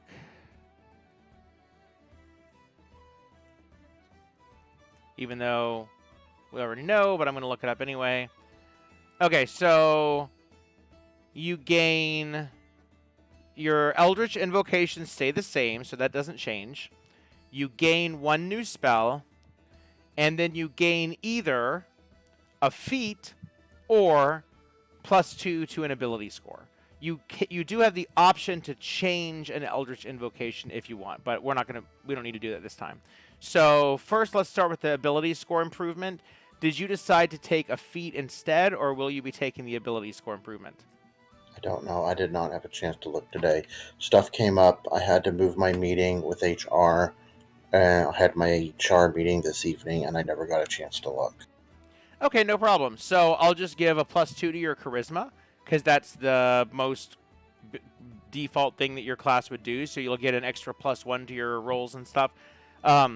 If you get a chance to go through feats and decide on one that you'd like to add within the next several sessions or until we forget that we forget about it, then I can minus the 2 and then we'll do a feat instead. How can I just add 2? Maybe here? Nope. ASI should be automatic, but I don't know how it's at. I mean, it definitely has a way to do it. I just don't know how it does it. Hold on, let me... That one's like... Ability... Yeah, I think I'm just going to put the 2 down here. Because it works, and... Oh, this is for like... Oh, yeah. Enter ability score improvements and racial ability choices in the cell in this column under each ability score block. The one to the left is your base. The one to the right is ASI. Oh! So the Okay. second cell is for putting like +2 from the ASI. Oh, And it's also for like half elves get to choose one to each. So okay, well good. That's where I was gonna put it anyway. So I'm adding that, and I'm gonna go ahead and put that in, and I'm gonna say warlock features, ability score increase +2 CHA. So now we remember that you have that. So if you want to change that to a feat, it'll be easy for us to update, take that away, and then add a feat instead. Okay, and you get 1 new spell. Any idea on spells at all? 5e Warlock spell tier. RPG bot. I vote Summon Aberration. Ah, you would. What level is that? 4th. It's actually it's rated as good. It's an extra character in the game, basically, which is always really good. It is Aberration. concentration. I think that's what it's called. Summon something. One of those weird words. That's one of them, yeah. Yeah. Summon aberration. An aberration is like an alien, basically. Yeah, like a mind flayer. I think Beholder is one of the options. Beholder, the frog okay. dude. Yeah, so you summon a creature from beyond the stars, and it can either be a Slad, a Beholderkin, or a Star Spawn. So Star Spawn is kind of like alien, Slad is like a frog alien, and Beholderkin is like a little mini Beholder. And each one has its own like specialties and abilities and stuff. So that's one option. I'm going to look at the other level 4 spells that are blue. There is Banishment. That's an option. You have Dimension Door. Okay, there's one called Shadow of Moil, which you can combine with Armor of Agathis, making it's like super defense. I don't know what this does, though. I'm not looking it up. Something about it makes some kind of like a shadowy bubble protection around you. Okay, another one, Sickening Radiance. This spell is the effects are complicated. Nah, I don't like that very much. There's another blue one. Let's see. If we look at level 3 spells, there's Summon Undead, Vampiric Touch. I mean, all of your spells are level 4 anyway, so by default, like a level 4 summon would be better than a level 3 summon. Okay. Oh, there is Summon Fae as well. Oh, it's not rated very well, though. Would you like to be able to summon Faes? Or would you rather have the Aberrations pretty I good? already can summon a Fae. I used it in a fight. Oh, you I have got to Summon pick Fae? between. Yeah, I got to pick between. Oh yeah, you're right. Whether. Yep. So you have that one. So you have the. Yeah, you already have a summon spell. I forgot you had that one. Yep. Yeah. So maybe so summon aberrations are stronger, but you could swap it out if you wanted to. You could swap out summon Fae for summon aberration, and then still get your new spell because you can swap out one spell when you level up too. Ugh, it has a cost component though. It does not consume, but you have to have a pickled tentacle and an eyeball worth 400 gold. Well, you could probably buy those from Mayfoon, and you got plenty of gold. Yeah, true. And it doesn't consume it if you wanted to. Right. There's also, counter spells, suggestion, spider climb, invisibility. There's other just general non-combat sort of spells. What are you leaning towards right now? I have no idea.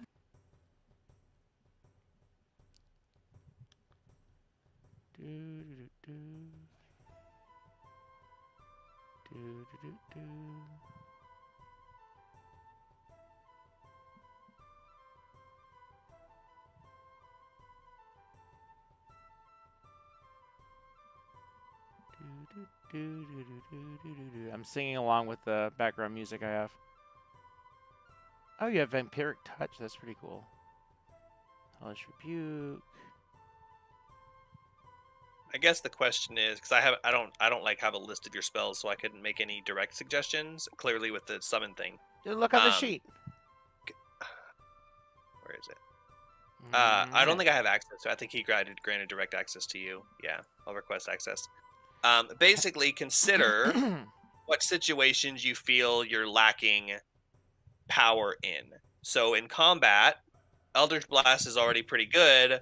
You've got Shatter when you can use it. You just haven't had a chance to use it. In longer combats, you summon the Fae, which gives you an extra ally in combat. So I think you're pretty set for combat, but non-combat spells... Roleplay.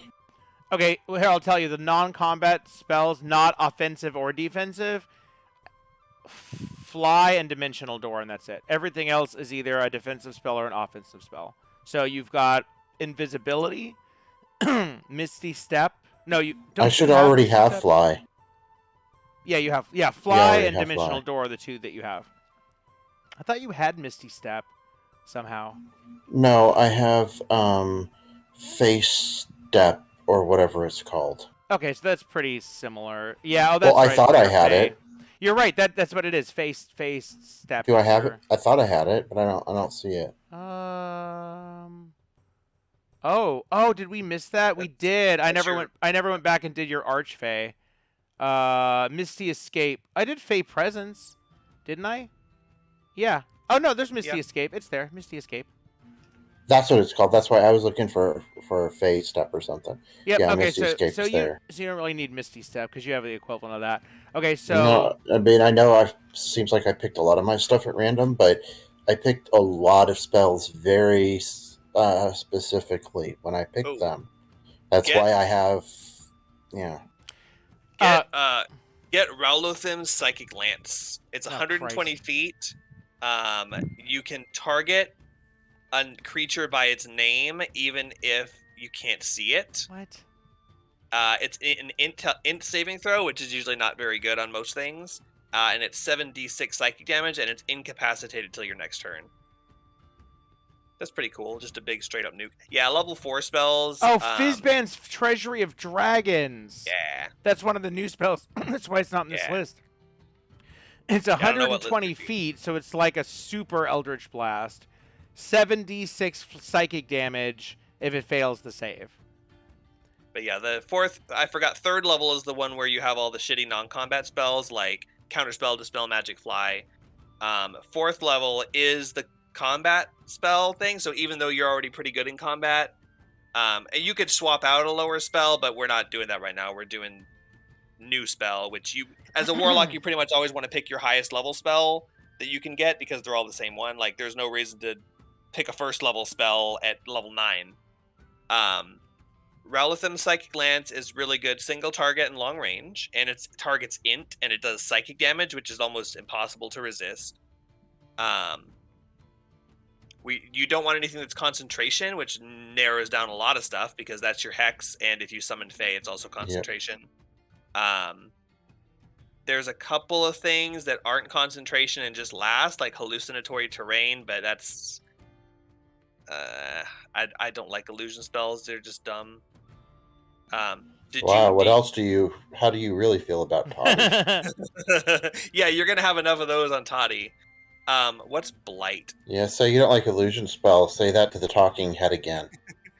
Ooh, Blight is pretty good. It's Constitution save, and it's 8d8 necrotic damage. But it can't target undead or constructs, so you got some creature type restrictions. But it's also only 30 feet. If it's a plant, it's like super strong, I think. Disadvantage and max damage. Oh, max damage to plants. That's kind of cool. Yeah, that's interesting. That's like the spell in EverQuest where it's like, wow, this nuke plant spell is really cool, and then it sucks. So, let me just role play, since I'm sad that I skipped over, because that was like the whole point. So while Zach is resting, Titania appears to him in his dream, surrounded by a grove of fairies and fey creatures, and she says, "Congratulations, Zoe, your power level has increased. Our bond becomes stronger as I grant these new abilities to you.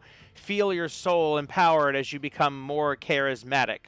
Also, I am planting a new spell into your mind. You have, of course, like all creatures of free will, you have your choice, but might I suggest to you one of the following spells?" And she says, counterspell, invisibility, the crazy nuke thing that Jake mentioned, Rowletham's Psychic Lance, and anything else? That's all I got. Yeah, I mean, going back to third level spells is not terrible. Counterspell and invisibility. Darkness. And also darkness. No darkness. Yeah, but she suggests that. I'm not saying you should pick it. Oh, yeah. Yeah. What about me getting the lucky feet? No, lucky feet banned. Ooh, I vote lucky. Hey, he finally picked something. Let him have lucky. Ooh, and elvish whatever. Elvish advantage. Does he have elven accuracy? No, but he can have both. Oh, that was an option of what he could take. That's what you. Yeah. If he took a feat, probably elven accuracy, which just gives you like super advantage. It's just only when you have advantage. It's like Yeah, I mean it's good, but it's min maxy. Yeah. But what's Intellect Fortress? That one might be cool. Where we're at. Resistance to psychic. Nah, well, it's not. This spell counter spell is good, but it doesn't scale with your warlock stuff at all, and you only have 2 spells per day, basically, or per rest. So think about when we're in combat and we're like, oh man, no, this is gonna be crazy, and I'm like, I cast this spell with the things zip around me and like fight stuff, and Willow's like, oh, I cast Hunter's Mark and I use my ranger ability, and you go Hex, Eldritch Blast. It's strong. But is that exciting? I would think you should have something that has... When I'm ripping them a new one over and over and over and over again, it's exciting. I guess. What if it's got a really high... If you could launch this beam of light and hit pretty much whatever you wanted 3/4 of the time, and it did massive damage, and you could just go kapow, kapow, kapow. You'd be driving down the freeway with the roof of your car down, but I don't have a convertible. Yes, you could use your Eldritch Blast to make the convertible, and then you'd be going down the highway to the beat, shooting them up in the air. If you like that, you should consider the Psychic Lance spell, because that's 7d6 psychic damage, and you can target them just by saying their name. That's pretty sick. Yeah. The main thing with that too is not just that it's really strong, it also makes them incapacitated for a turn, which means they can't take actions or reactions. So imagine we're fighting like a really strong guy, we're like, oh man, he's gonna kill us on the next turn, we have to take him down, and you're like, don't worry, I've got it, and you zap him. I don't see any world in which that is what's going to happen, or I'm the one going, it's okay, I've got this. You might if you have the right spell, and not just, oh man, I guess I'll just Eldritch Blast. Which is great, that's what warlocks do, but this is your chance to take something so you can. Well, I had a couple remember- of moments like the ice have, block and when I did my Fae and everyone was like, summon Fae. Yeah, remember also Eldritch Blast is not a spell slot, so it's great for your default when you're saving, because you only have 2 spell slots. But if you're like, oh crap, I want to whip out some massive damage, right now you don't really have a spell that'll do that. You've got Hellish Rebuke, Shatter. but that's a reaction when they attack you. Shatter, that's an AoE, and you have Vampiric Touch, which I think it like heals you, but I'm pretty sure that's a touch range spell. It's touch and it's concentration, so you can't have Hex up too. It's a good damaging spell, but it's not like a kaboom spell. Psychic If I remember Lance is a kaboom. correctly, I picked that one because it was a close range spell for when I wouldn't be able to use Eldritch Blast. So Psychic Lance is basically like a superpowered Psychic Blast. It deals like 3 times as much damage, and it incapacitates the enemy, which means that they're basically stuck. So you're not just zapping them with damage, you're kabooming them and freezing their brain. Also, if they succeed the save, they still take half damage. So that's guaranteed. Yeah, so Eldritch Blast, if you miss, you miss. But this, not only is it way stronger, it also, they are guaranteed to take damage. And if they fail their save and take the extra damage, they're also like locked down. I'm not saying Eldritch Blast sucks, give it up. I'm saying think about those situations where we're all like do something stronger than Psychic Blast and use a spell slot. Something instant, something big, something strong, and all you've got is Eldritch Blast because you picked other things which are good in different situations, but not that situation. That's just what I'm saying is I'm thinking of the situations where we go, oh, I wish we would have had this.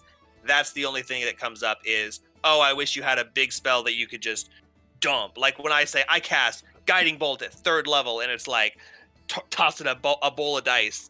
I think that's what you lack is that oomph of dumping some big nuke, powerful damage. A nuke, yeah, a big damage with a rider effect of incapacitate. The one that uses a ton of your mana, but you use it when the named mob spawns. Yeah, but that's just what I think, what I observe. But I mean, any of those spells are good as long as you. The main thing is remembering to use it.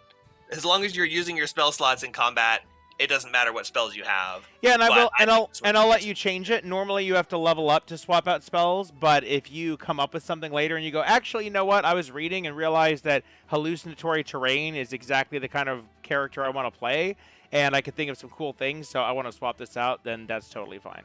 So you're not locked into it, but we do. If you don't pick anything else, she's going to give you the Psychic Lance because she sees how she says, oh, actually, with how much you use Eldritch Blast, I think that I can teach you a much more powerful version. Now, this will take a spell slot, so you should only use it in the most dire of circumstances. But the wizard Raluthim, he was known for his affinity with dragons. He developed a powerful spell known as the Psychic Lance. Or would you like invisibility? It's just cool. Invisibility is cool, but it's not a Psychic Lance. Remove curse. I guess just take the Psychic Lance. Okay, cool. So you can just input that. It's a level 4 spell, so enter it under Dimensional Door. And then the little dot next to it, just click on that and type in 1 and hit enter. And it will fill in the spot for you. Oh, man. While you're doing that, sorry to interrupt if I hope you got that. But I need to say something while you're doing that. This is here. I'm sending you that's the name of it with the guy's name.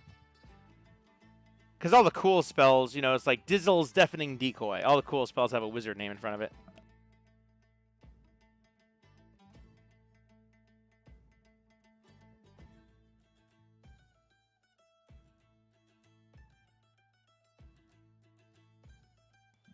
Okay, what were you gonna say, Jake?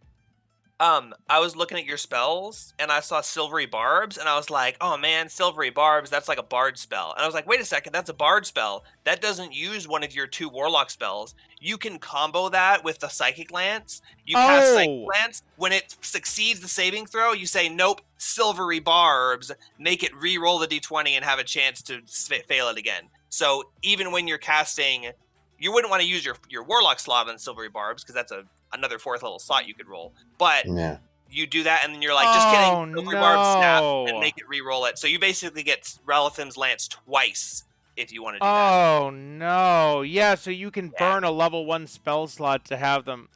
Oh, that's fucked up. You're basically using your level 1 bard slot to recast Psychic Lance, a 4th level spell. That's exactly what it is, because it's redoing the saving throw. That's all it's doing. That's a cool combo. Ugh. But it only works on saving throw spells. It doesn't work if it's... Yeah, so it's It's perfectly comboed to Psychic Lance. Yeah, so you use Psychic Lance when you want to really do destruction, and then if it succeeds the save, you could either just take the lower damage, or if you're like, no, I really want to kill this guy, then you burn a level 1 to cast Silvery Barbs, and then I think it does additional damage too. I don't think Silvery Barbs does. It gives one of your allies a bonus on their next roll. Oh, okay. Cool. Yeah, All right. I didn't even think of that until I looked at your sheet. That works out really well. So she implants into your mind the knowledge of the spell Psychic Lance, and she gives you that tip. She says, you could couple this with Silvery Barbs for a sick combo. And unfortunately, she forces another decision on you as she imparts on you an Eldritch Invocation. And she's going to suggest one, and if you don't have any better ideas, she's going to give you that one.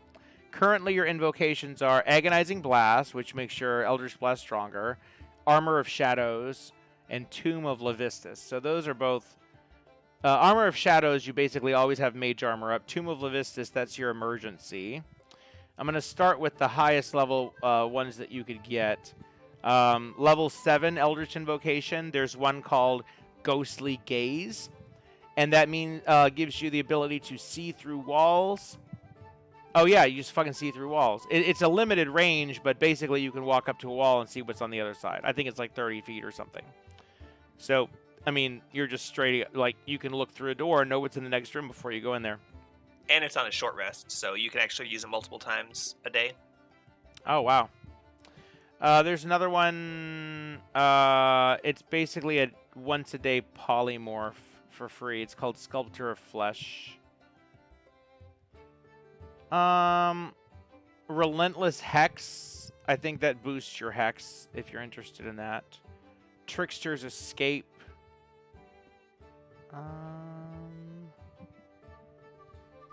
Maddening Hex. There's a couple of Hex buffs. These are so weird.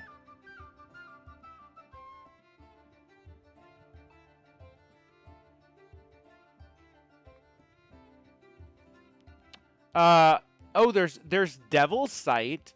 Devil's Sight is dark vision, and you can see through magical darkness.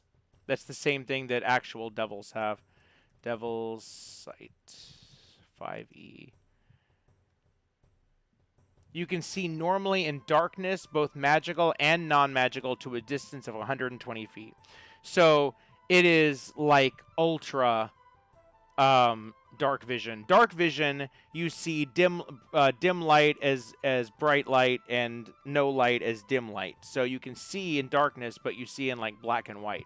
Devil's Sight lets you just see 100% no darkness at all up to 120 feet, including magical darkness. If you cast the darkness spell, or if anyone casts it, even an enemy, you could stand within that and still see perfectly well.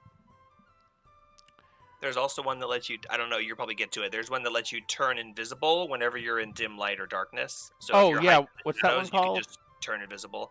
I don't remember the name. The one with the issue is shadows. It's your action, so like in combat, you can't just be doing that and then attacking because you waste your whole turn. But basically, permanent invisibility. You need to sit hiding somewhere while someone does something. You can be permanently invisible as long as you're in the shadows. Yeah, you can't move. If you move, then you're visible again. But you can use it again on your next action. So you could turn invisible on your next turn. You move and you're visible while you're moving. But then you can turn invisible as your action. So you could move, turn invisible, move, turn invisible. They could still target you because they know where you are, but they'd get disadvantage on it. So that would be a good for escaping. So one with the shadows. That's definitely a good one. I'm looking on a ranking site and I'm skipping over anything that's orange or red. What's Maddening Hex? Are you interested in buffing up your Hex at all? I think you like to use it in battle a lot. It stacks with all your other stuff. Yeah, but I don't know what it does. Well, there's one called Relentless Hex, and that says, as a bonus action, you can magically teleport up to 30 feet within 5 feet of a target. Oh, that's like for Hexblade, so not that one. What's the other one? There's one called Maddening Hex. It's actually not bad. It's basically deal extra damage to your hex target as a bonus action. Such as Hexblades. As a bonus action, if you have a hex target, you deal psychic damage to that creature and all creatures within 5 feet of it. 5 feet of it, up to equal to your charisma modifier, which right now is, what is it, +5? 5, yeah. So basically, as a bonus action on your turn, deal 5 extra damage to your hex target. That's not bad, actually, as just a basic. If you want to just pick one just to go with, straight up extra 5 damage every turn. As long as you're using hex. I guess that's fine. Okay. So we're going to add that, and you can look at Eldritch Invocations later. There's a lot of really cool ones. They're different from spells. Some of them are basically just a free spell, and because that's the thing about Warlocks is they have limited spells, but they have all these invocations. So it's like, oh, well, I don't have any spell slots, but I can use Mask of Many Faces, which is the same as Disguise Self. So I'm going to add, you're going to add, under Eldritch Invocations, where it says one more invocation, go ahead and add Maddening Hex.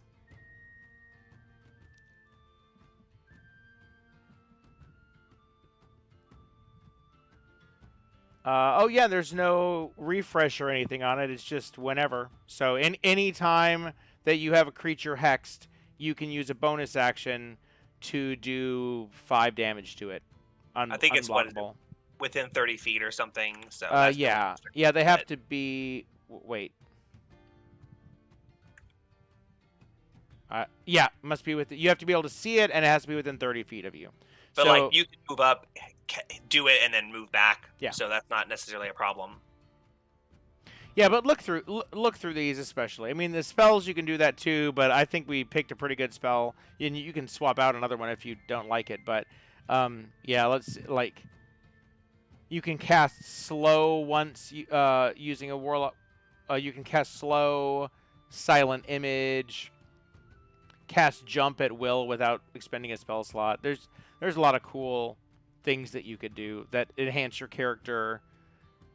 You could use it to enhance damage. There's a lot of stuff that enhances your attacks, like the one that you're getting. But there's a bunch of other cool stuff.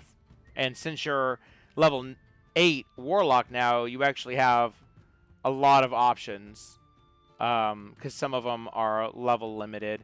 Like I mentioned, Ghostly Gaze, you can just flat out see through walls, or a once a day free polymorph that could open up a lot of options. Cool. So, Maddening Hex and spell slots stay the same. So yeah, that was it. Cool. Okay, thanks guys. Now, what were we doing? I was making purchases. Ah, yes, that's right. Okay, so what would you like to buy from her? First I want to know if she has any water skins or barrels for sale. Well, she says that that's not something that she really stocks, but she does happen to have a few. She's got one barrel that she's not using. And it's pretty much unused. It's not really tore up or anything. And she has 2 water skins still in the package. I ask her how much for the set. She shrugs and says, "How about 2 gold?" Okay. I wonder how much a barrel costs. 2 gold, goddammit! Ah! Free water skins. Buy the barrel, get the water skins free. All right, so now you can add 2 water skins and a barrel, but she says that's the only. She's not really a storage container seller. She says, You might be able to check with one of the other people here at the Emporium. I say that'll be enough for now. That'll work for our purposes. How big is the barrel? Containment size for water. Normal barrel size. 5e barrel. 70 pounds, 40 gallons. 40 gallons of liquid. Oh, it weighs 70 pounds. Well, that must be full. Probably, it can yeah, hold 40 gallons of 40 gallons or 4 cubic feet. Okay. Yeah, there's no way 70 is empty. Okay, so I wrote down the barrel. I also want to ask if she happens to have, I know she might not, I know she's not a jewelry merchant. I would like to purchase a pair of platinum rings worth at least 50 gold each. She says, well, I do have a handful of simple jewelry for spell casting and such. And she rummages through her jewelry pouch to see how many platinum rings she has. And she goes, oh, sorry, I only have one. I say, well, never mind then. Why do you need two? There's a spell that 2 creatures have to each have a platinum ring on during the duration. Oh, okay. Well, there's one. She's got one. I say, well, hold on to it. I might come back to you if I find another one. Just don't sell it if you hold on. Okay, a second. Okay. I say, okay, well, how about this one might be a little easier. How about powdered silver? You have any of that? I know silver's not exactly a popular metal down here, but I'm sure there's plenty of non-devils who would find it useful.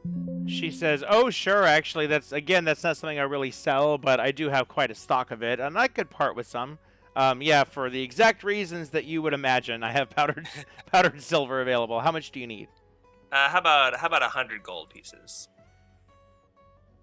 worth? She goes, ooh, that's quite a lot, but yeah, sure, I can part with that much.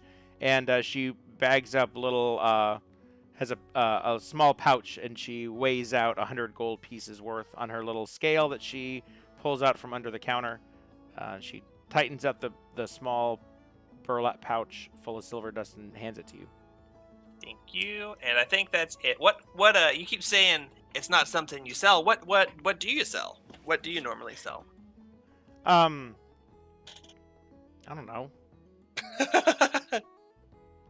Magical boobahs that are not these particular things. I don't know.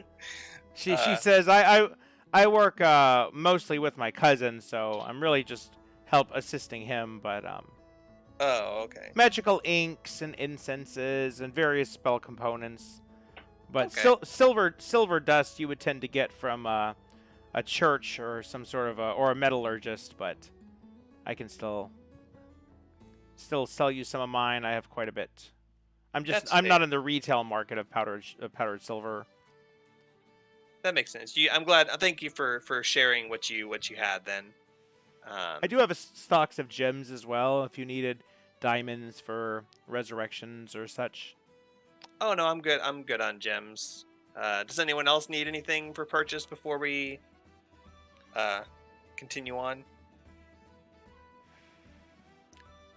I say, all right, well, no, I think that's it for now then. So we'll definitely see you back here, hopefully sometime tomorrow.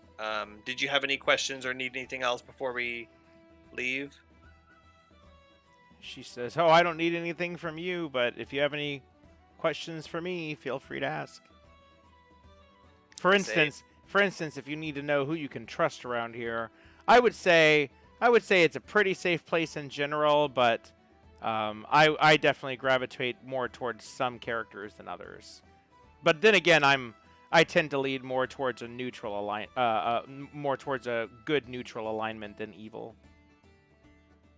Well, it's always good to find people who aren't necessarily out to stab you in the back. Who would you say are some trustworthy folks around here? Oh, you know what? You might know this. What's up with that Bernie the barber? That place seemed a little bit off. You know anything about that? Oh, Bernie, she's one of the nicest people in the whole place, or one of the kindest, I should say. I don't know what the deal is with her, but she's, I would say, abnormally kind in a place such as this. Even the evil people here will treat you well if you're a potential customer, but I don't like the vibes I get off of them. Like for instance, those salamanders that escaped from Bell's Forge, they seem to be harmless enough, but they used to work with a powerful archdevil, so I wouldn't say not to trust them, but it's just that they've got some pretty dark associations. Bernie, though, she's pretty cool. I would say one of the creepier guys is Zeneth over at Zeneth's Larva Farm. He's a bitter old hobgoblin warlord with a tragic backstory, but even though he seems crotchety and rough, for being an evil character, I would say he's pretty decent. So he's a bad guy, but he's not a bad guy. Yeah, you could say that. So you said Zenith at the larva farm, you said? That's Yeah. where we find Yeah, larva Zeneth, farm. he's a pretty cool guy. In fact, really, if I was gonna say the person here you should watch the closest is Mahadi. Yeah, he's not necessarily all that he. Welcome back. He's not necessarily all that he appears to be. Although you can trust him, but I already told you how he really likes to upcharge people and get them to get way into debt over their head, and then has them sign over their soul. That's how he got most of the people here, but not me. I was just here helping my cousin. I'm not in debt or anything. Just gonna see a concert and head on out. Yeah, that's we're not looking to stay too long either. I know the longer we stay, the better chances we have of getting screwed over by someone. But do you happen to know of any? I'm sure you've seen a lot of people here. Do you happen to know of any common scams that are going on to try and trick people out of their money, or is everything pretty much on the up and up? He said that they would tell you before charging you something, but have you ever had anyone who goes to leave and then turns out they owed a bunch of money they didn't know about? No, I would say that it's pretty much a honeypot with him. He's gonna bait you in, but there's never anything. It's all above board. There's nothing hidden. I wouldn't even say there's really any scams around here. Some people have better vibes than others, but this is probably the safest and most trustworthy place that you're going to find in all of Avernus. What makes it kind of special is Mahadi's deals are not bound by the normal devil rules. He actually has some special sort of a deal going on with Asmodeus directly. Makes it a little bit less evil, but he's still going to try to get you. He wants to get your soul. It usually makes it a little bit less evil that he has a direct deal with Asmodeus. Yeah, well, because he's not furthering machinations of the devils. Specifically, he's got his own situation going on. I guess it's all relative. Yeah, it's like he's like the Democrats of evil, not pure evil like the Republicans. Did you see that YouTube video? I can't remember what state it was. I should say the name right now. But there's a Republican in some state that banned abortions, and he was in tears saying, "I voted for this bill, and I'm having doctors call me and telling me horror stories of women with dying fetuses inside of them that they can't have extracted because it has a heartbeat, and they have to go home and sit for 2 weeks and find out if they die of sepsis or if they lose their entire uterus, like real horrible things." And he's like calling the doctor back going, "Have you heard from her yet?" "Nope, not yet. So she might be dead. We haven't even heard from her yet." And he's like, "And I voted for this bill." And he goes, "The stuff that we do here really affects people." Wow, no shit. Wow, thanks, government. So you're just now realizing that these laws that you pass are not just fucking games to get you votes and donations and shit. Like, yeah, you can kill people by passing bad laws. Yeah, congratulations. And that's happening already right now. Anyway, it's like that. Republicans are pure evil. Democrats are just out for whatever helps them and makes them good. So they'll say that they're going to help you, but all they want to do is win elections and get donations. When when abortion was banned, the first thing I did was just get flooded with Democrats asking for donations. "Hey, abortion's banned. You want to give us some money?" Like, because that's what they like to do, is use the Republicans to scare you, so then you hand over the bucks. And then they get in charge, and Dark Brandon, where are you? In 20 years, all of that is going to be Real relevant. Imagine watching a 20-year-old D&D stream where we're joking about Bush and 9/11. Oh wait, we still do that. Yeah. You're like, oh man, Watergate was really bad. I can't believe. I wonder what's going to happen when they find the D&D documents or whatever. D&D existed during not the Nixon presidency, but 74, like 1 year later. In It fact, still existed, Gary didn't it? Gygax was a huge. Well, Nixon was out. Nixon resigned just before a D&D was released. The original one, like not chainmail, but the OD&D. In fact, Gary Gygax was a huge supporter of Nixon and was like, "Oh, that Watergate, that's just a Democratic hoax." Like Gygax was literally a Trumper back in the 70s. Sorry for that digression. So yes, so Mayfoon says, "Okay, well, I'll wait for you guys a couple days. I hope to see you again. And if you need anything else, any other supplies, let me know, and I'll tell you if I have them or if I know where to get them." Yep, sounds good. If you find another platinum ring to go along with that one, let me know, because I'd sure like another one.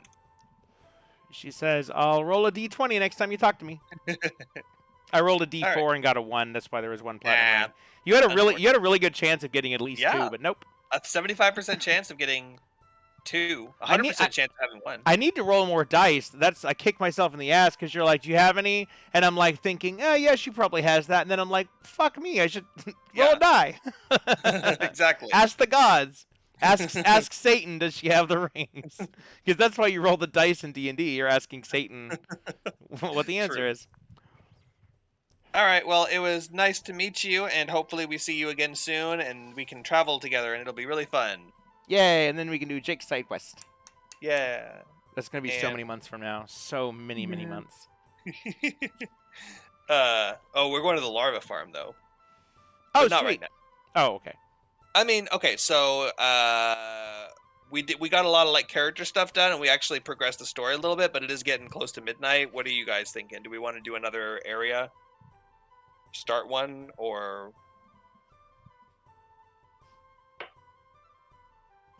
Probably not.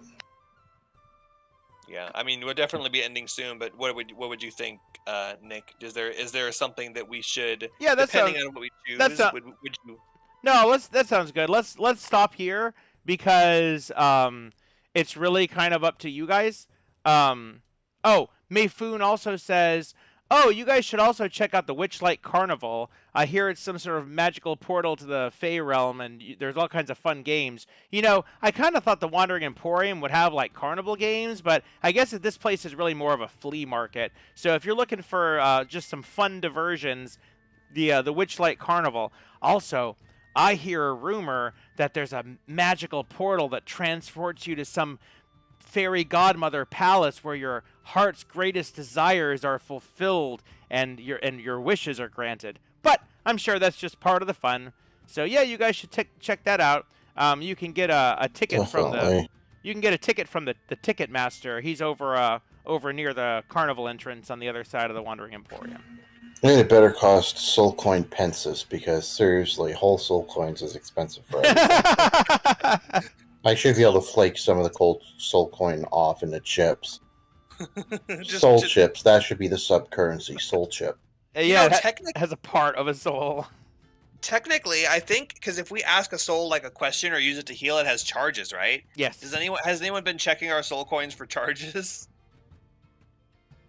I guess they have. How would I do that? I guess they have 3. I mean, I mean, like other characters. Like when we give them a soul coin as payment, do they make sure it's got full charges? well, if you use all of the charges, then it disappears. Basically, it actually rusts and the soul is released. But if you could technically use 2 charges and it still has its value as a soul coin. Interesting. Something to think about. Yeah, you can also use those charges to heal. Yeah, like we could, as long as we track them individually, we could use them for other things, and then just sell the used up ones, the half-used ones, and no one would know. I think for the fuel, it might be like 1 charge per day. Hold on, let me actually read the fuel.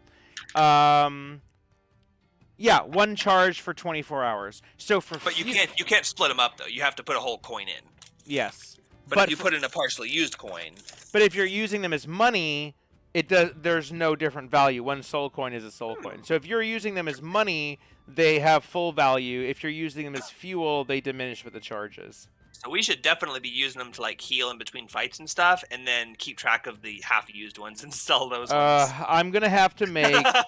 No, that's okay. That's okay because technically each coin is supposed to be a unique soul with a backstory, and I do have a whole packet of backstories, and plus I've been working on my own, and so I should totally name every single soul coin you get, and then you guys are just popping them into the furnace, and then backstories are just burning up. It's such a great metaphor. It's like I write all this stuff and then burn. We have to make decisions of which soul to burn. What I was going to do is if you guys ever did talk to a soul coin, then I was just going to go spin it up and pick one. But now it's like, oh yeah, if you're actually using multiple different ones, like, okay, we talk to this soul coin and ask this question, then we talk to this other soul coin and ask a different question, then a third soul coin we use charges to heal. So, yeah, I guess we can, maybe I'll do that as my homework and go name all the soul coins. I'm glad you spent some. Don't put too much effort into it. I don't know how frequently that'll come up, but maybe have a couple saved. Well, you know, the cool thing is Mahadi has some named soul coins, but you guys have not visited him yet. He's just been visiting you, and I could have him been pulling out the coins, but I haven't been. So there's some writing that I keep forgetting about. Yeah. Next time you see him, remind me about his soul coins, and I'll have him interact with his soul coins. I'll make a note. Mahadi soul coins. I went because I could have done it already. It didn't come up because he's kind of like directing you. Okay, now there's this thing. You know, the Infernal Rapture, it was like a whole thing. But yeah, I'm gonna mention his soul coins. I put a little bit of roleplay stuff in there. So this was a good session. A lot of this was really about transferring and leveling up the characters, and I think that's the proper way to do it, to actually just do it in game, because that way it's kind of like recorded instead of everyone just, okay, I updated my character sheet. Well, you might have forgotten something, and a lot of times we don't even talk about what upgrades you got. So I think it's actually good to put it in the game. And it just took, a little longer because we were transferring it too. And you guys kind of wrapped up your quest stuff that you're gonna do.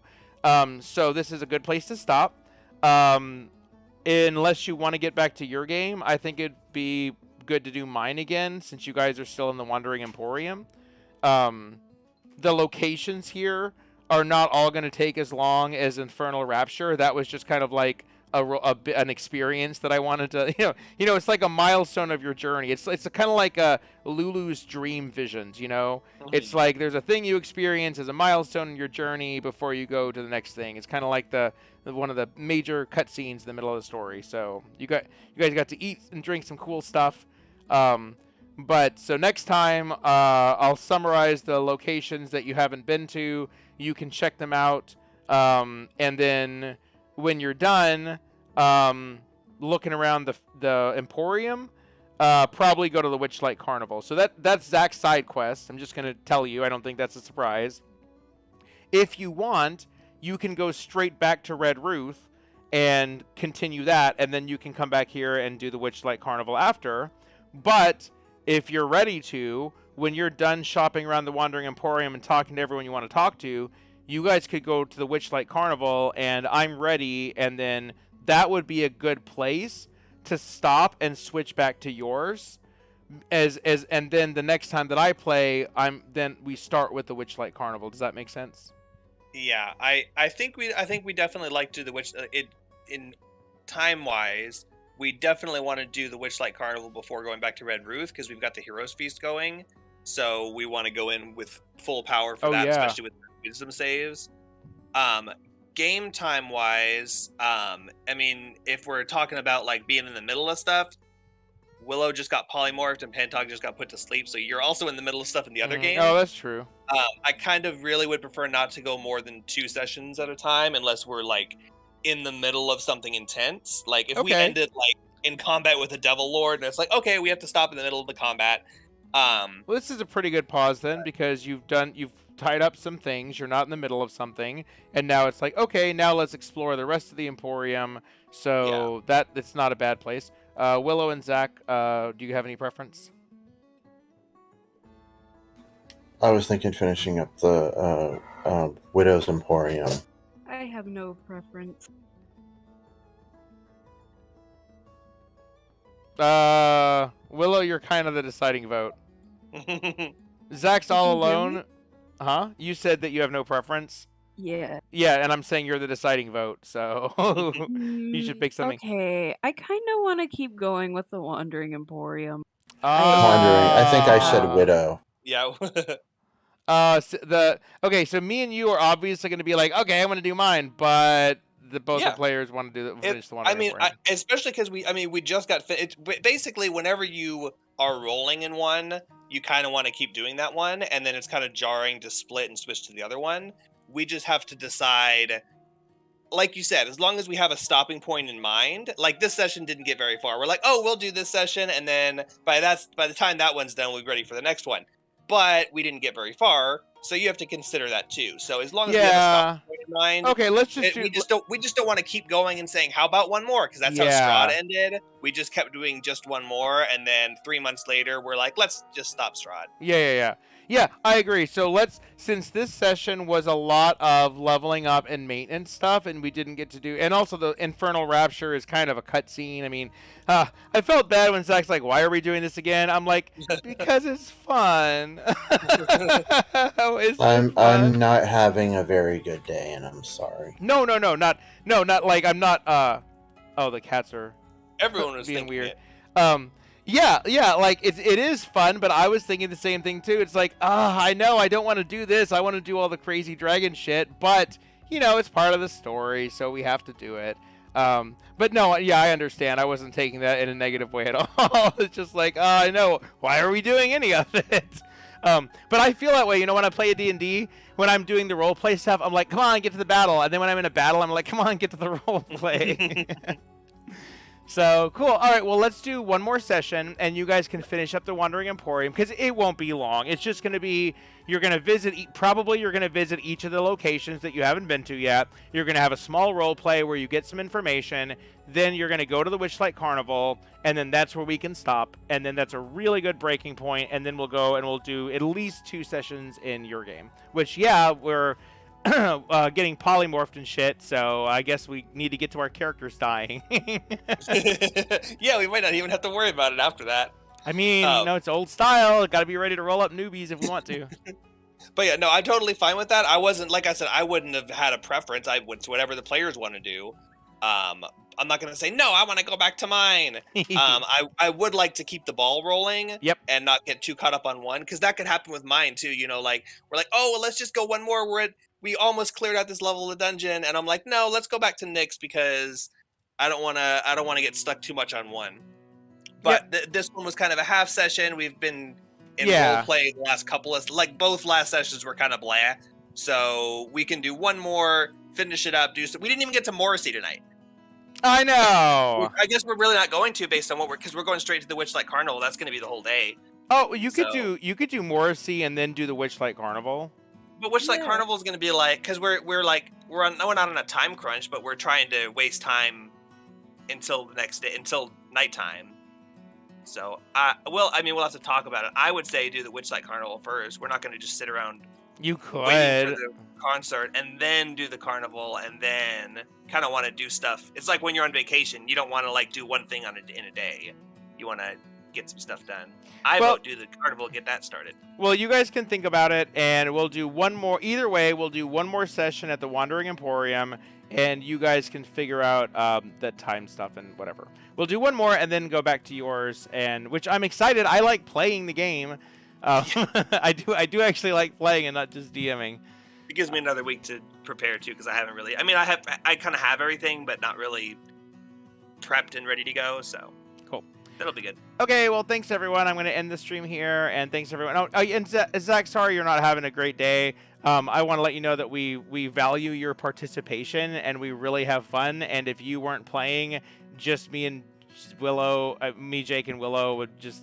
I mean, the less people you have, it's just less fun.